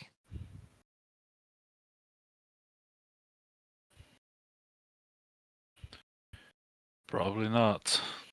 Oh, great. Now, if I wasn't even, if I wasn't obvious that I was kind of an outcast and a freak before, now I'm even more so. Great. Love that for me. I'm sure almost everyone out there probably feels like an outcast and a freak right now with what happened. You don't have star eyes. They're pretty cool, honestly. I mean, yeah, they're really cool, but like, I was already, my hair with the oily, like, rainbow effect that it does already gave away that I was a fate weaver, and now I have this? Trust me, you're fine. You're talking to a giant turtle lizard. Yeah, but Trust me. you're normal. That's normal for your people now. Like mine, not normal. Few and far between. We're a commodity. Like people hunt us down and capture us and like put us into like work and stuff. Well, Orphanius, I would say that you are now truly one of a kind. Can't say that I've ever seen anybody with eyes quite like that. You have. Oh, When Zerzasa was introduced, I did say that she had eyes that were very similar. oh yeah, because you she guys, teleported over to where yeah, Sigrun and I were at. you guys would have recognized that she had the telltale marks of a Fate Weaver as well. So I'm going to close the doors on the bedroom and lock them, if that's possible. Okay. And just kind of turn around um, and walk over towards Orphanius. Orphe, Amaya? I saw the look on your face when you saw her show up. You know something. I think you've Nope. known something for quite some time. I know a lot of things about a lot of things and a lot of things about nothing. Or no, wait, how does the saying Orphanius, that go? was a look of recognition. I'm not stupid, and you know I'm very perceptive. I never said you were stupid. I didn't say you did. But if you would be so kind, I think any information that you have, whether you're sure of it or not, may help. I don't have any information, that's the problem. It's something that I've seen before, and sometimes I see things and they don't happen, sometimes I do and they happen.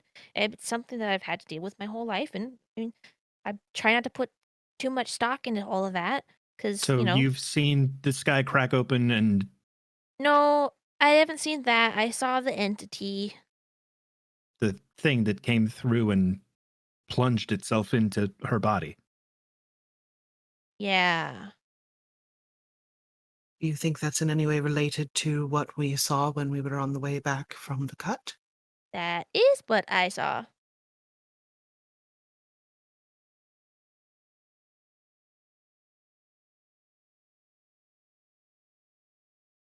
So I saw something slightly different then. Oh, you're meaning the time when you and I shared the... Yes. No, I'm talking about the time where I passed out. So you don't think they're connected in any way? Oh, I have no idea. Sometimes they're really straightforward, the visions, and sometimes they're really, really obscure. And like, I don't know. That's why sometimes I try not to put too much stock in it because, like I said, sometimes they come true, sometimes they don't because things are constantly changing.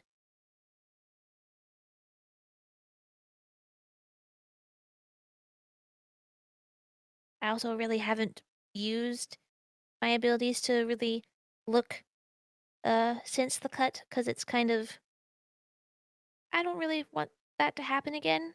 And Scary. well, that too. I mean, if I'm gonna get in trouble for looking at things I shouldn't be looking at, and get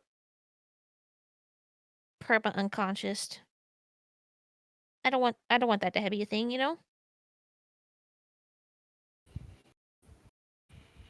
I don't want that to happen to you either. Nor do I I. wasn't withholding information. I just didn't think it was actually going to be a thing that happens. Because sometimes I can't tell if I'm just dreaming to dream or if I'm seeing. Orphanius, it's okay. Seeing what we saw, I can understand why you wouldn't want to have talked about it. Well, now I still feel bad though. I didn't think it was. I thought it was maybe just like a dream, like a normal person dream, not like a Like dream the dream. dream that I had with the storm in the forest. Yeah. There's no way for you to tell. There's no way for you to tell. I didn't mean to insinuate that you were hiding anything. I That's not what I meant. You shouldn't feel bad.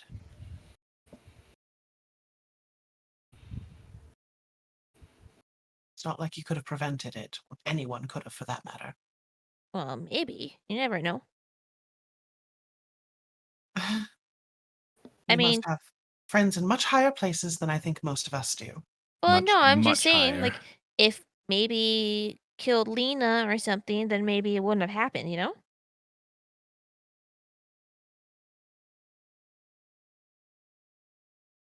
At that, Amaya's going to take a step back, and there is a definite look of some guilt No, I'm on not her saying you. I face. mean we as a people, because like I don't know how my magic works now, but I probably could have scryed on her, and I didn't even consider that as an option.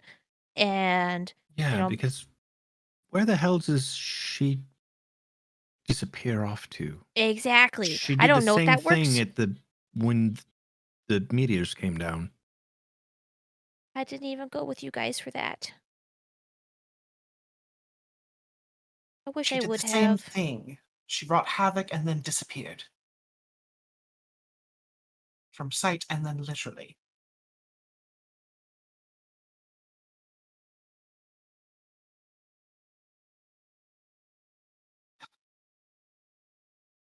So we know nothing. Sounds about right. So we need to find somebody that knows something. I Well, don't know if we will. The only someones I know that may even have the fraction of an idea of what just happened are in the wind. And that's a long shot at best. I mean, Hustel's idea isn't so bad. I mean, the library of everything. I just don't know what we have to exchange at this point. If it changed everybody everywhere, we can't really use that information to exchange for him about, hey, we had this giant thing come down and rewrite reality. He'll be aware of that, so we can't use that to our advantage. And we probably won't be the only ones going to the library to try to find information. If we thought of it, there's definitely somebody else thought of it. I'd wager anyone who had the ability to do so is already there or well on their way.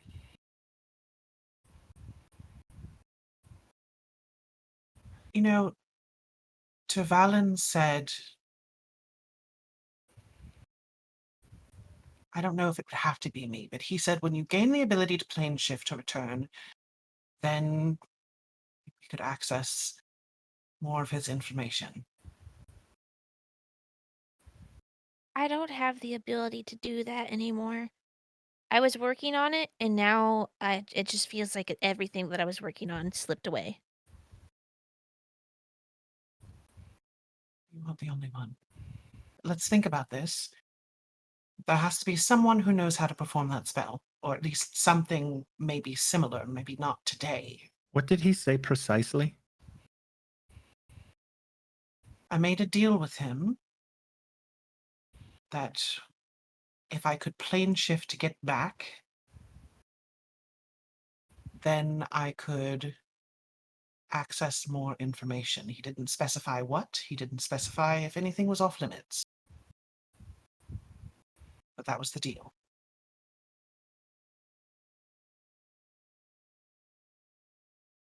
Specifically, about a plane shift scroll? into the library. Yes, it's its own plane. It's his own little pocket plane. Damn it, that's not going to work then. Wait, but what if it does? What if there's a scroll? Would it even still work the same? All those I scrolls, don't know. I don't think it would. If everyone's magic is fundamentally changed, I don't think the scrolls are going to work the same. Must be something. What about, I know you don't like relying on him, but what about Severin? I I don't know where he is. Speaking of Severin, do we know? Oh, I mean, all things considered here, He's alive. That's all I we're know. I don't know where he is. I don't know where Mal is. I don't know where Rain is. Right, but I were didn't even any of the hear other what he was saying. planes And if he's at affected by home- this? He was at home, at least as of last night, which means at least as of. Amaya tries to do the math. A week ago, there.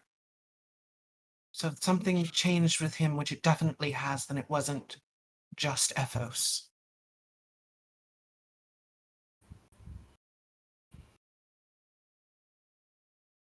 Well, maybe we start there then.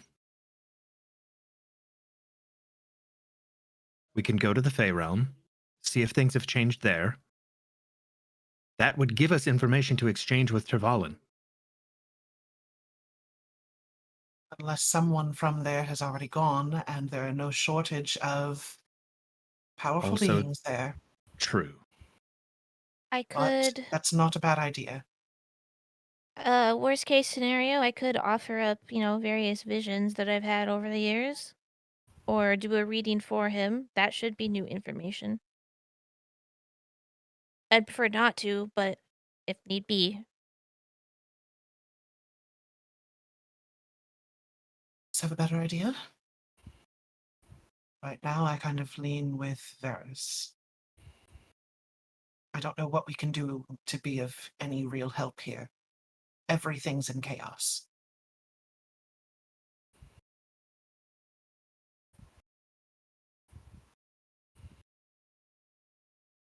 Varys walks over to Luna and grabs her hand, and looks at her and says, "You're pretty much in charge here at the moment. Are you going to be able to handle things if we go away for a while?" She kind of gives a quiet chuckle, almost like the motions of chuckling, and she puts her hand on top of yours and kind of gives it a gentle squeeze. Gives you a reassuring smile and a nod.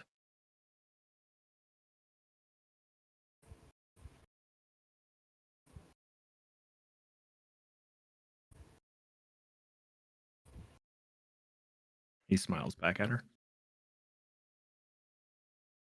Her not ears really pop out. knowing what to say. He doesn't want to he doesn't want to leave her there by herself, but he knows that we as a party need to move and do something. Yeah. And I think she can probably pick that up in his eyes. Oh, yeah. There's definitely a sense of she doesn't want you to leave either, but, you guys both have work to do, essentially. Remember, Varys, time passes much more slowly here. I don't know if Dark feels it too, but I definitely do. It's a feeling that hasn't left my body since coming here, so I do definitely feel it.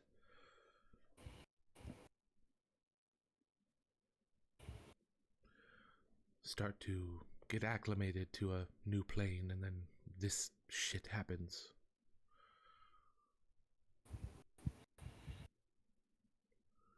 We go, we can be back very quickly, but it'll give us a lot more time to find out something, anything. And I need to see if our people are okay.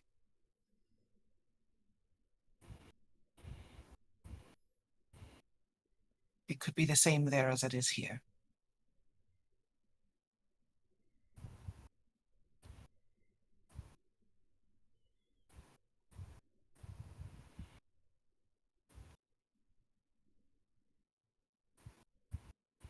So, what does everyone else say?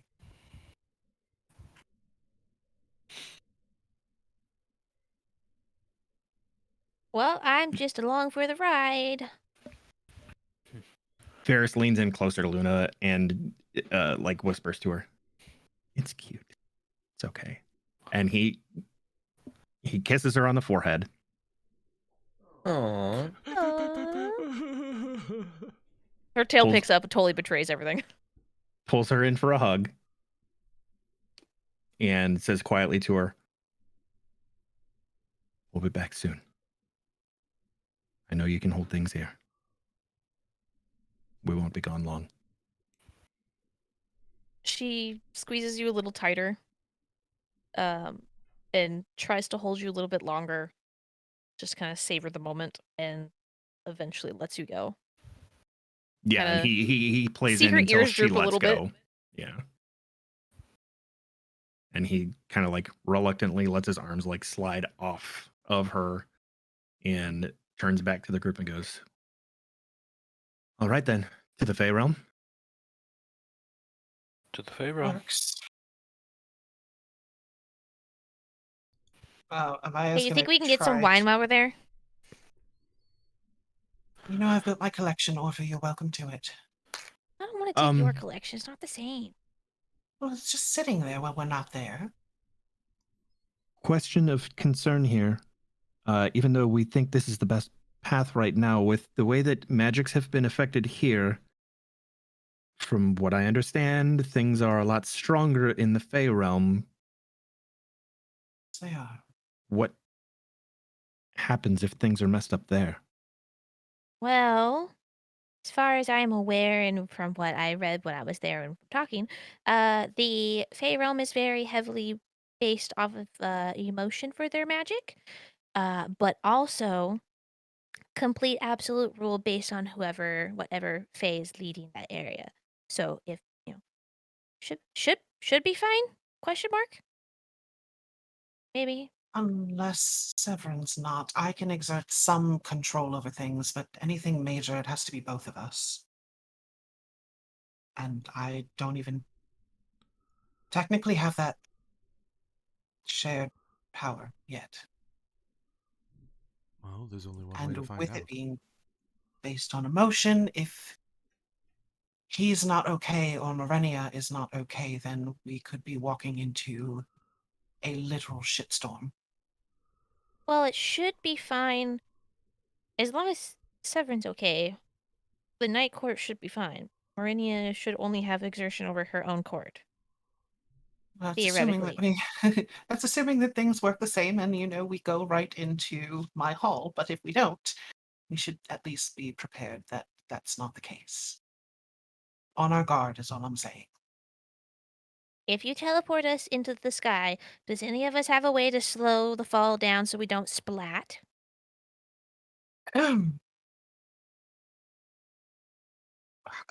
Well, Is One that of you does, I don't something remember that can who it is. happen?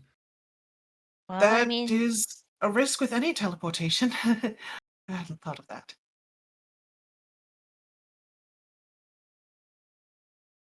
it's First World 47.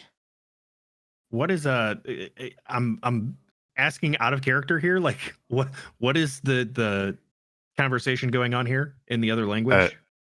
Sigrun is talking to Farasha in Oh. Celestial. Out loud?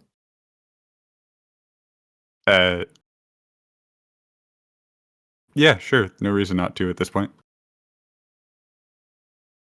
Yeah, you guys actually hear the faint voice coming from the sword as well. Is it Azalith's voice just in Celestial? Mhm. Okay. May as well. Just understanding what he's saying, Amaya's going to reply, she may as well. What is I'm sorry, I don't understand the language. What's Azalith going crawls out on? of the sword. Oh, that is different. Very Welcome back. ring-esque.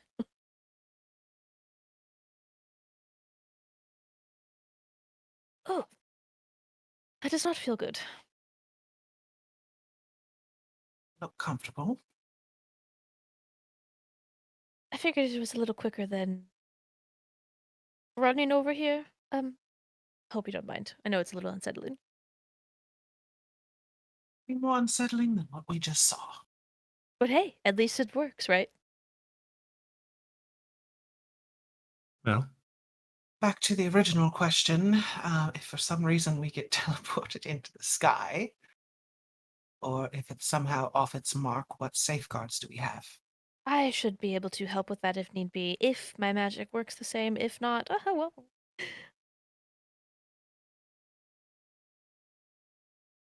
One of you does have the ability to cast I have the ability to stop us from taking damage, but I realistically have no reason to know that until I attempt to panic do it. yes. One of you does have the ability to essentially cast, I think it's fly. Think that might be a Maya? I have airwalk. What the fuck is that? Airwalks. Yeah. I used to I walk. have the equivalent of featherfall, soft landing. Most of them won't know what that is, by the way. Sloth. Oh, sorry, I'm old. I know what that is. What are you talking about? You know what airwalks are? Yeah. Okay, maybe not as bad as I thought. Bring back the I'm not that airwalks old. and Fuck, the man. old Come school on. vans. Hell yeah. Most of us, for the most part, are roughly within the same age range. It's true. I don't think Chewie knows what airwalks I are. don't. That's just Chewy, though. 47 wouldn't I know also either. don't. Well, that's just because he's young. Kovac, do you know what airwalks are?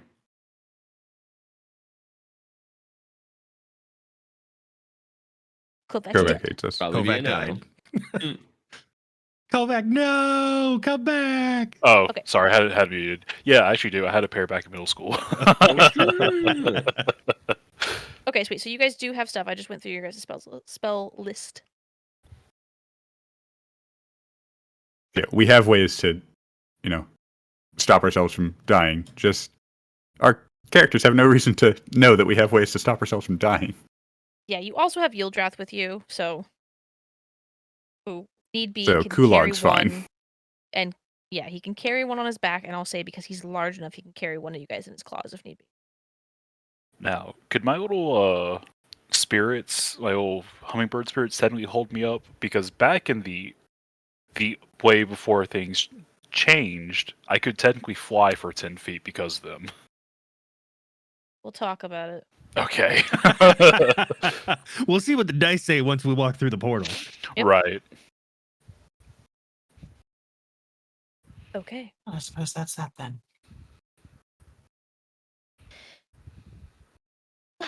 This is going to be interesting.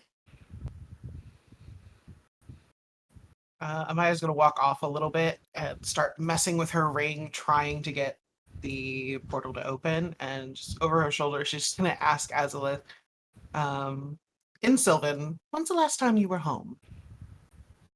Pretty recently, actually. Sigurd and I went and took a little field trip. Oh, that's nice. I guess after a solid minute or so of trying to get it to work, she'll activate the door. Yep, easy enough. Door opens up.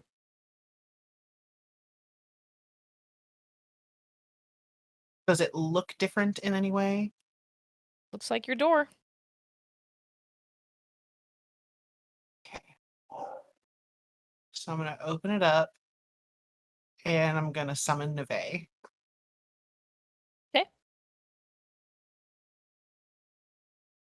Neve, dearest. Your familiar does appear. Looks like she's having a hard time focusing on her form, though. Like she too is still trying to get used to everything changing. Give her a pet under her beak. How are you feeling? Well, I've been better. We all have. Well, just so you're aware, we're about to try to go home and things might go awry. I know Great. we have a sort of deal, but we really need to know what's on the other side. We need to know if it goes to the hall or somewhere else entirely. I need you to check. Okay. You owe me. I do. She hops on down. Instead of flying in, she does that, like, kind of unsettling owl walk. Puffs up her feathers, puffs up her chest, and kind of raises her head, and she dignified, like, walks through. And she's gone for not even a full minute. She pops her head back out. Yeah, it's all good. The conversations with Neve, is that just all in common, or is that in Amaya's head? Is The that maid out talks out loud? loud. Okay. Yeah, normally when she talks to Neve, just because it's like she's gotten in practice with it, just from learning, she's speaking in Sylvan. Oh.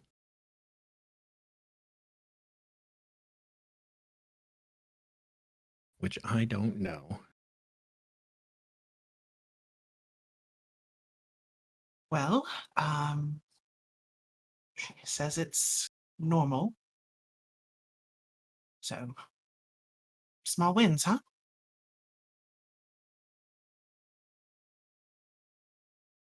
Orpheus just walks through.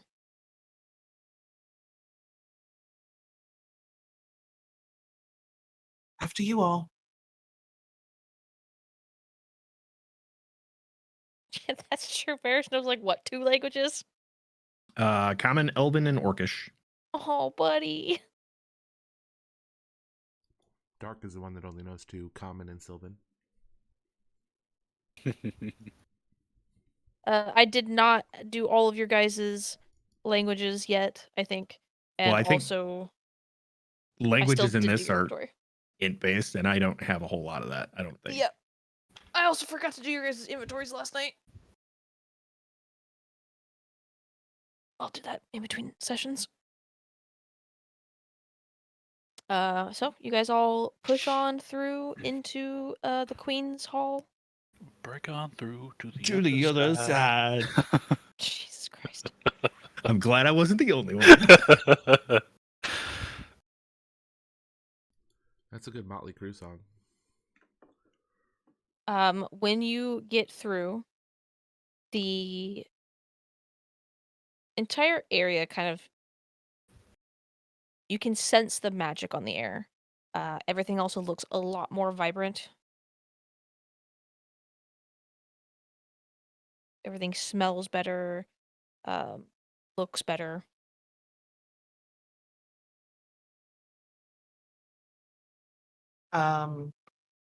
Last one in, Amaya's just concerned, yell out for Frida to see if she is, 1, alive, number 2, okay, and around. Question: Answer? who all is with us, and did we just leave Arusha at the manor? Yeah, Rusha stayed behind because she's the one who's been tending to Farah. Okay. You have Orpheus with you, and that's it.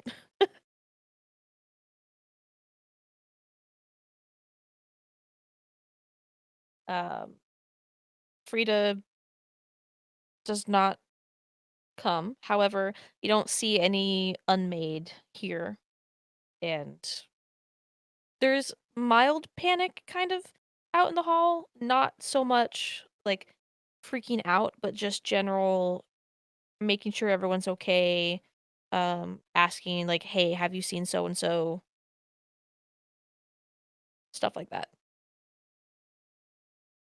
Okay, so Maya's gonna run to Frida's room first to see if she's there, and if she's not, she's gonna head out into the hall and grab one of the first like in charge staff members that she sees and tell her to gather a list of the missing.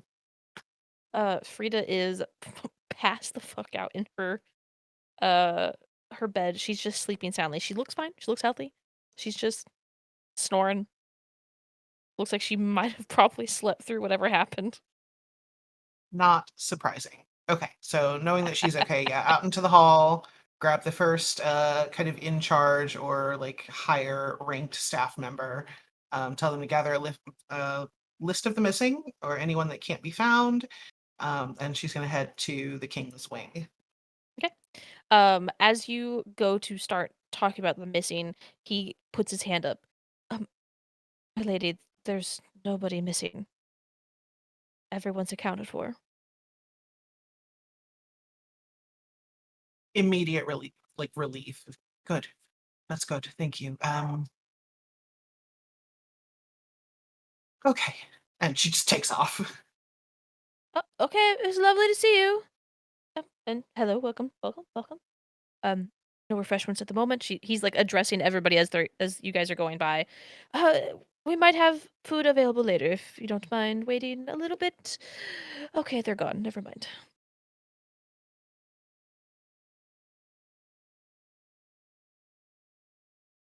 Just following Amaya. Okay. Easy enough.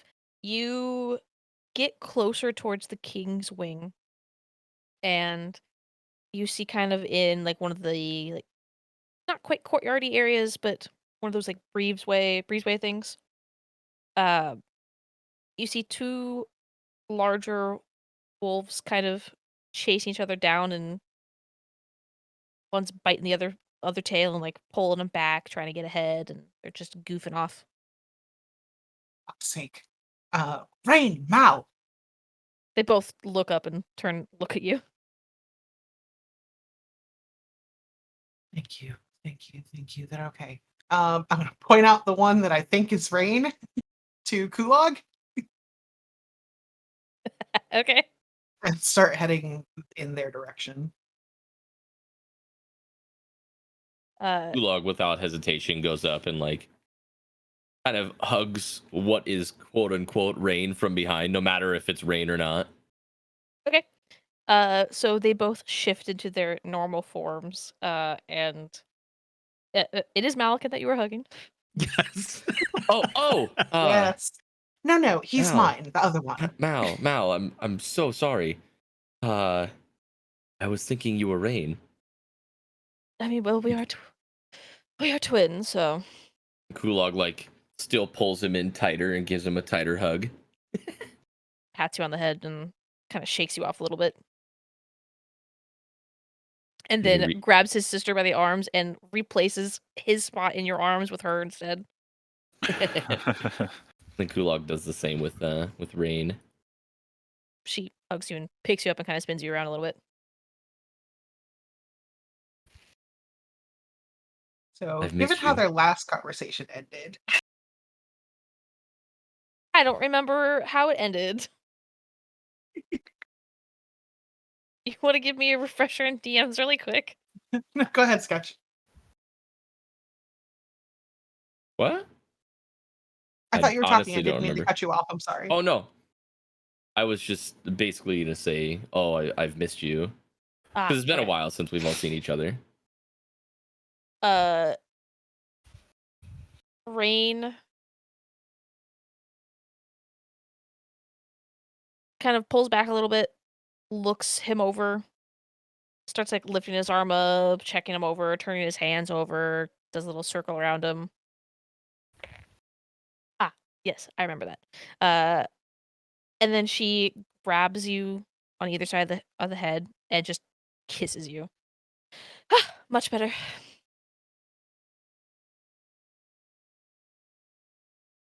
I Are you guys like gonna be here for a while? don't know. I don't care. Anyway, come with me, and she grabs Kulog by the like front of his shirt and just pulls him along. Oh, hi, Rain. Bye, Rain. Missed you too. Have fun. Bye. Bye, Kulog. I don't have a choice. Bye.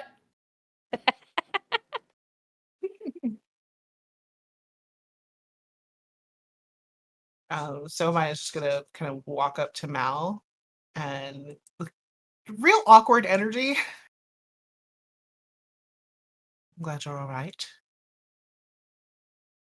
Oh, shut up. And he grabs you and kisses you. Oh, okay.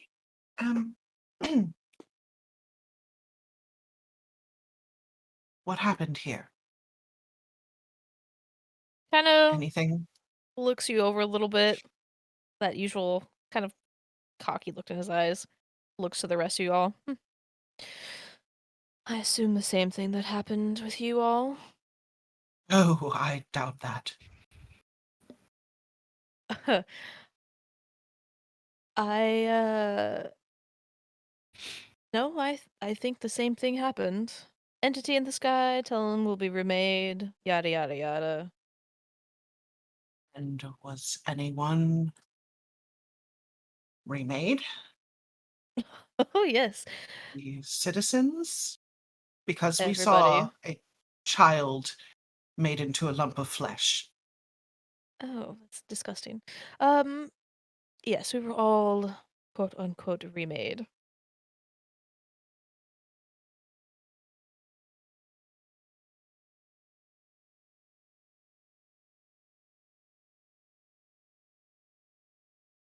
You're gonna want to Well, wait a little bit until you see Severin. Hmm. why? You'll see. He kind of stifles a chuckle a little bit, and instead of he kind of like cuts you off a little bit from going to C's wing, and instead leads you to like where you would entertain guests more or less. Give it like an hour or two. It's going to be quite the reunion. He's fine, don't worry. You know how much I love surprises. I know. Can't wait to see your face. Don't do that. That's not. It's not funny. I think it's quite hilarious, actually.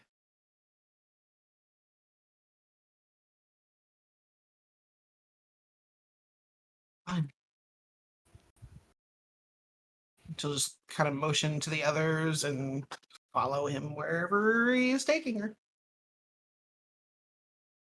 It's a place where you guys have been before being here Mhm. the last time. There's, you know, a meeting area for you all, kind of sit, have food, whatever. It's like a guest wing, usually for parties and whatnot. Is Azul with us? Yep, Okay. she's in her lily form. Mal kind of gives her a once over as they're walking. There's like a little glimmer of like recognition almost. Not not recognition of, oh yeah, I totally 100% recognize her, but in a sense like, I've read about you type of thing, but doesn't say anything.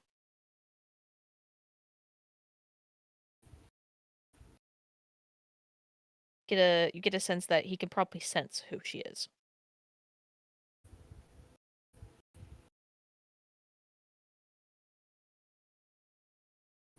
So, any earthquakes, destruction, nothing like that here? A little bit of earthquaking, but nothing that wasn't able to be reversed with the wave of a hand, or even less I'm effort than that, actually. I'm sorry, what? Oh yes, the earth shook here too. Yes, not that. You said less effort than normal? You'll see. Don't worry. Oh yes, He worrying's definitely not on our priority list right now. You're right. he takes out a dagger and starts like cleaning out underneath his nails.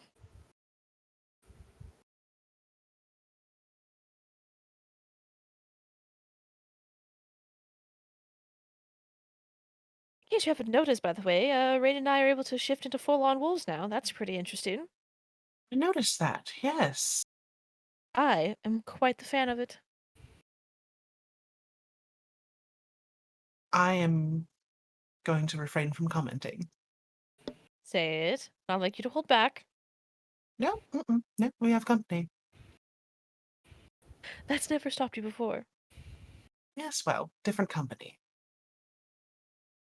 He kind of leans over and he whispers something in your ear. I'm gonna DM it to you.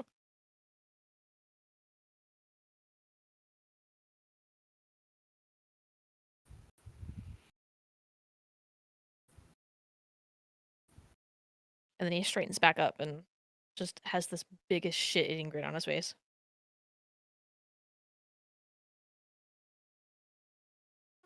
So, you've met everyone else, I think, except for Lily here.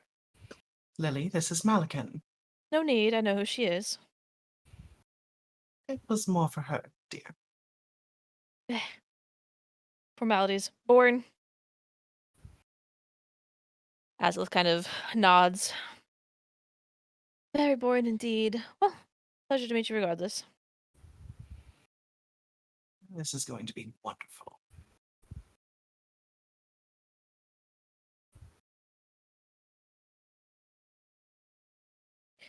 Varys has been quiet, just kind of uh meandering and looking about and getting a feel for actually being here now, because the only other time that he was here, he was not in his right mind. Mm-hmm. And that was only for like what, 4 hours, I think we were in the Fae then. So he's just kind of like adjusting and realizing where he's at and getting a feel for it and trying to note how things feel. But he does pick up on the conversation and turns to Amaya and says, if they're stopping earthquakes with less than normal effort, the magics were changed in our material plane. Do you think things may have been amplified here? Oh, I have no doubt. And trust me, if it took less effort for Severin to fix things than it would before, I have a notion.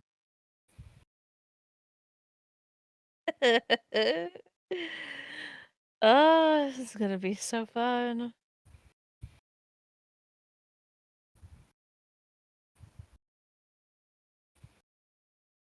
At least we know things are relatively safe here as compared to Efos. Concern now, since Malakin just confirmed that the same thing happened here, the voice, the message, the being in the sky. The library is its own plane. What do you think happened there? Oh, that's an excellent question. I mean, it certainly sounded like a message to everything everywhere in all planes. It does, but hear me out. Tavalon's very, very powerful. I don't know if he's on the same level as an Archfey. Archfey are second only to gods. So, she's gonna eye Mal. If Was that something Mal giggling? Yeah. Okay. if something changed with Severin, it stands to reason that something also would have happened to have changed with Tavalon. So that could be for the better or worse.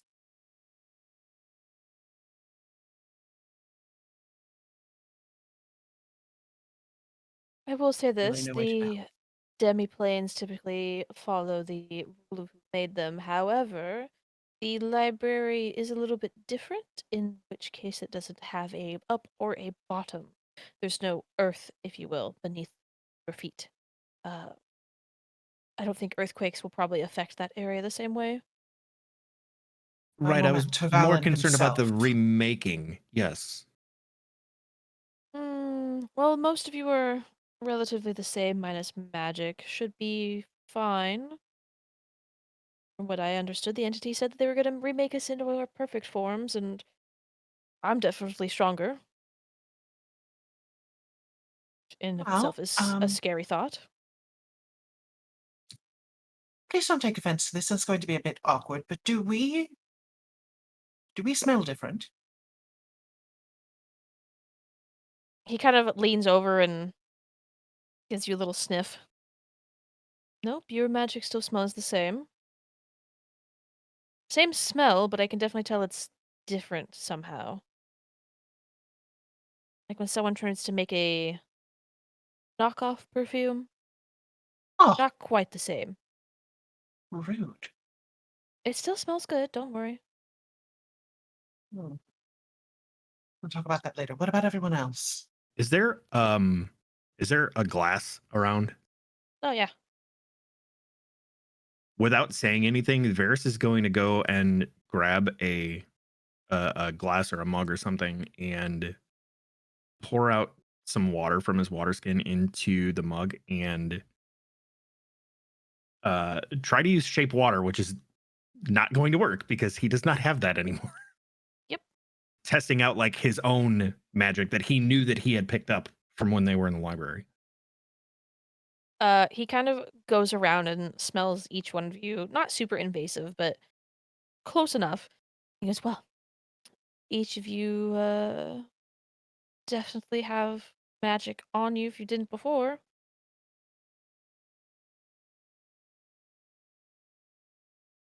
Hmm.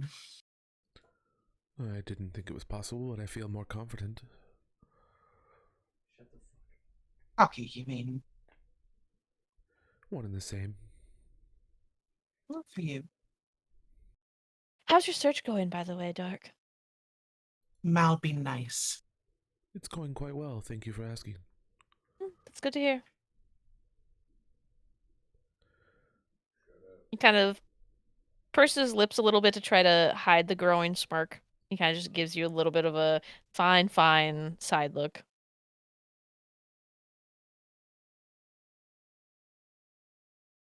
Well, the one thing that I picked up doesn't seem to work anymore.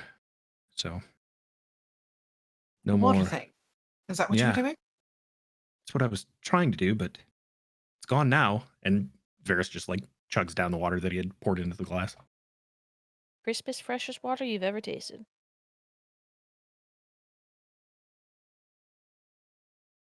So All right. I know at least that part's changed for me. No. I think maybe we should figure out what else we can't do anymore. Well, you're welcome to try the training rooms. This should be relatively protected with wards and whatnot, so if you end up accidentally blowing something up, should be fine.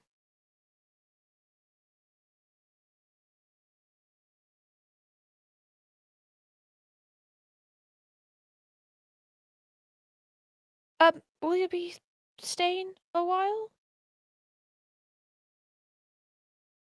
We don't know. It's a day to an hour, so I don't know when everyone else's plans were. Well, I think the plan originally was to come and check on Severin and gather information to take to Tervalin, but if this went through all planes, he already knows. Which leaves option B. I'm just going to look at Orphinius. Or we can try to find something else. Hey, I said I volunteered that myself, so I mean, I'm not gonna go back out on that now. And I mean, if that's what we have to do, that's what we gotta do. I know, but you also said that you don't want to. I said I prefer necessarily, not so- to, but I Right, so if mean, there's you know, another option, I'd prefer we have another option than make you do something you don't necessarily relish doing. Orpheus walks up to you, puts his hand on your shoulder. Uh, sometimes we have to make sacrifices to help our friends around us, and I'm willing to do that for you guys. You guys have already done so much for me.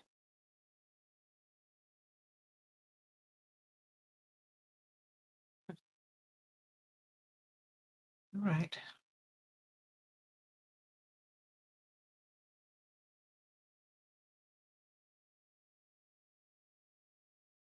So we have time. What does everyone... I want to go get drunk. And Orpheus walks off to find the nearest stash of alcohol he can get. Stay away from the oldest He, bottles. Those are special. Oh, sweet. So grab the oldest bottle. No, Orphe. It, Oh, Bye. well,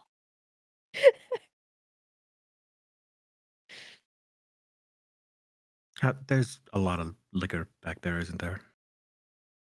so much. So much.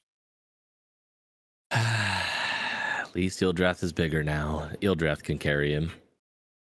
You're Cool, not you're there. gone. You're not there. You're right. My bad. Sorry. You are blowing Rain's back Busy.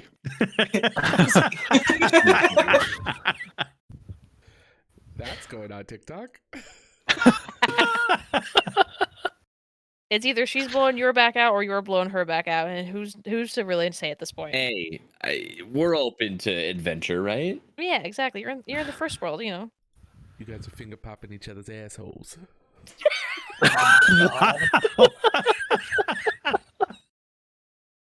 Holy shit. Not a family-friendly campaign, by the way. Yeah, just FYI. Jesus Christ. I don't know As about if the you rest couldn't of tell but from the I feel beginning when the fine. child mutated into a flesh ball. She's fine. She'll walk it off. She'll walk it off. It's just a flesh wound. So we call it a draw. Ah,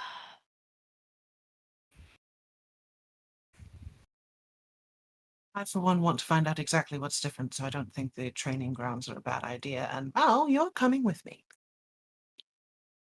wouldn't be the first time. I think I might as well. There were a few things that I picked up the night before that probably need to see are okay. Mm-hmm.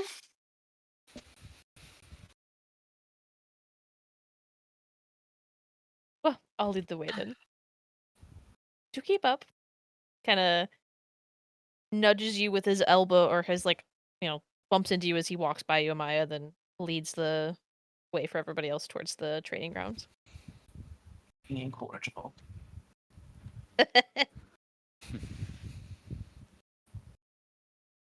On the way there, Amaya's going to try to erase him by doing what she used to be able to do and trying to step into shadows and get really pissed off when she can't do it.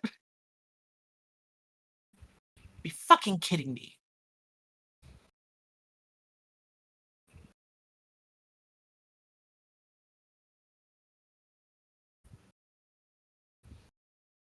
Well, congratulations being the first to notice those, 47.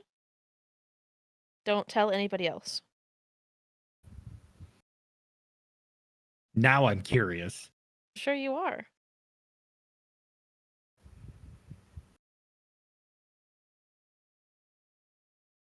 So, you guys head to the training grounds and begin looking over your guys' skills. And that is where we are going to pick up for next week. I know it's a little bit early, but I really have to use the bathroom and I might be a while. So I don't think I And can hold it.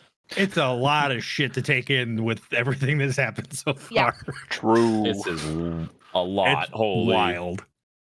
So, did I do good with the exposition scene? Yes. No, Very that was good. fantastic.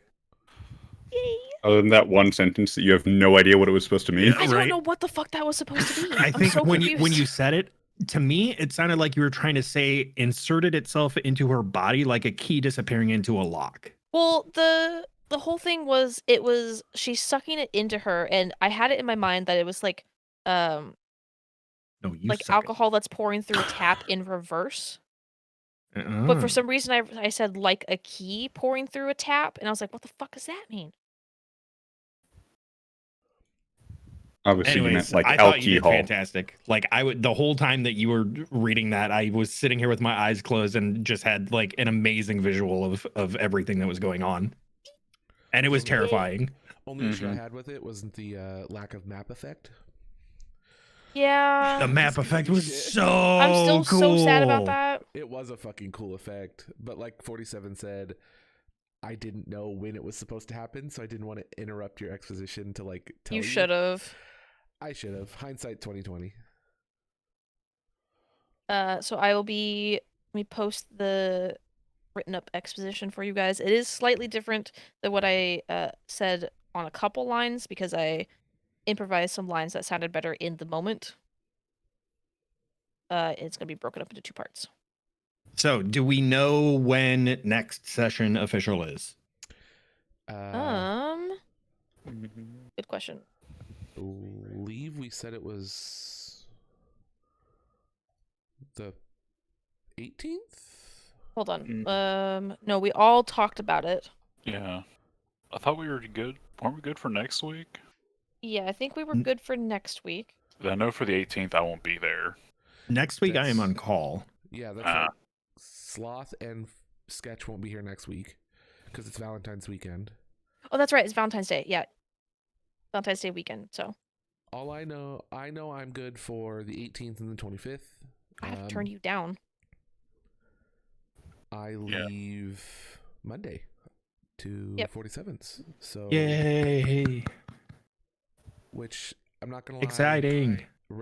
revelations were happening during that entire like sequence, and I was like, "Yay! I'm excited to do this with." Wait, never mind.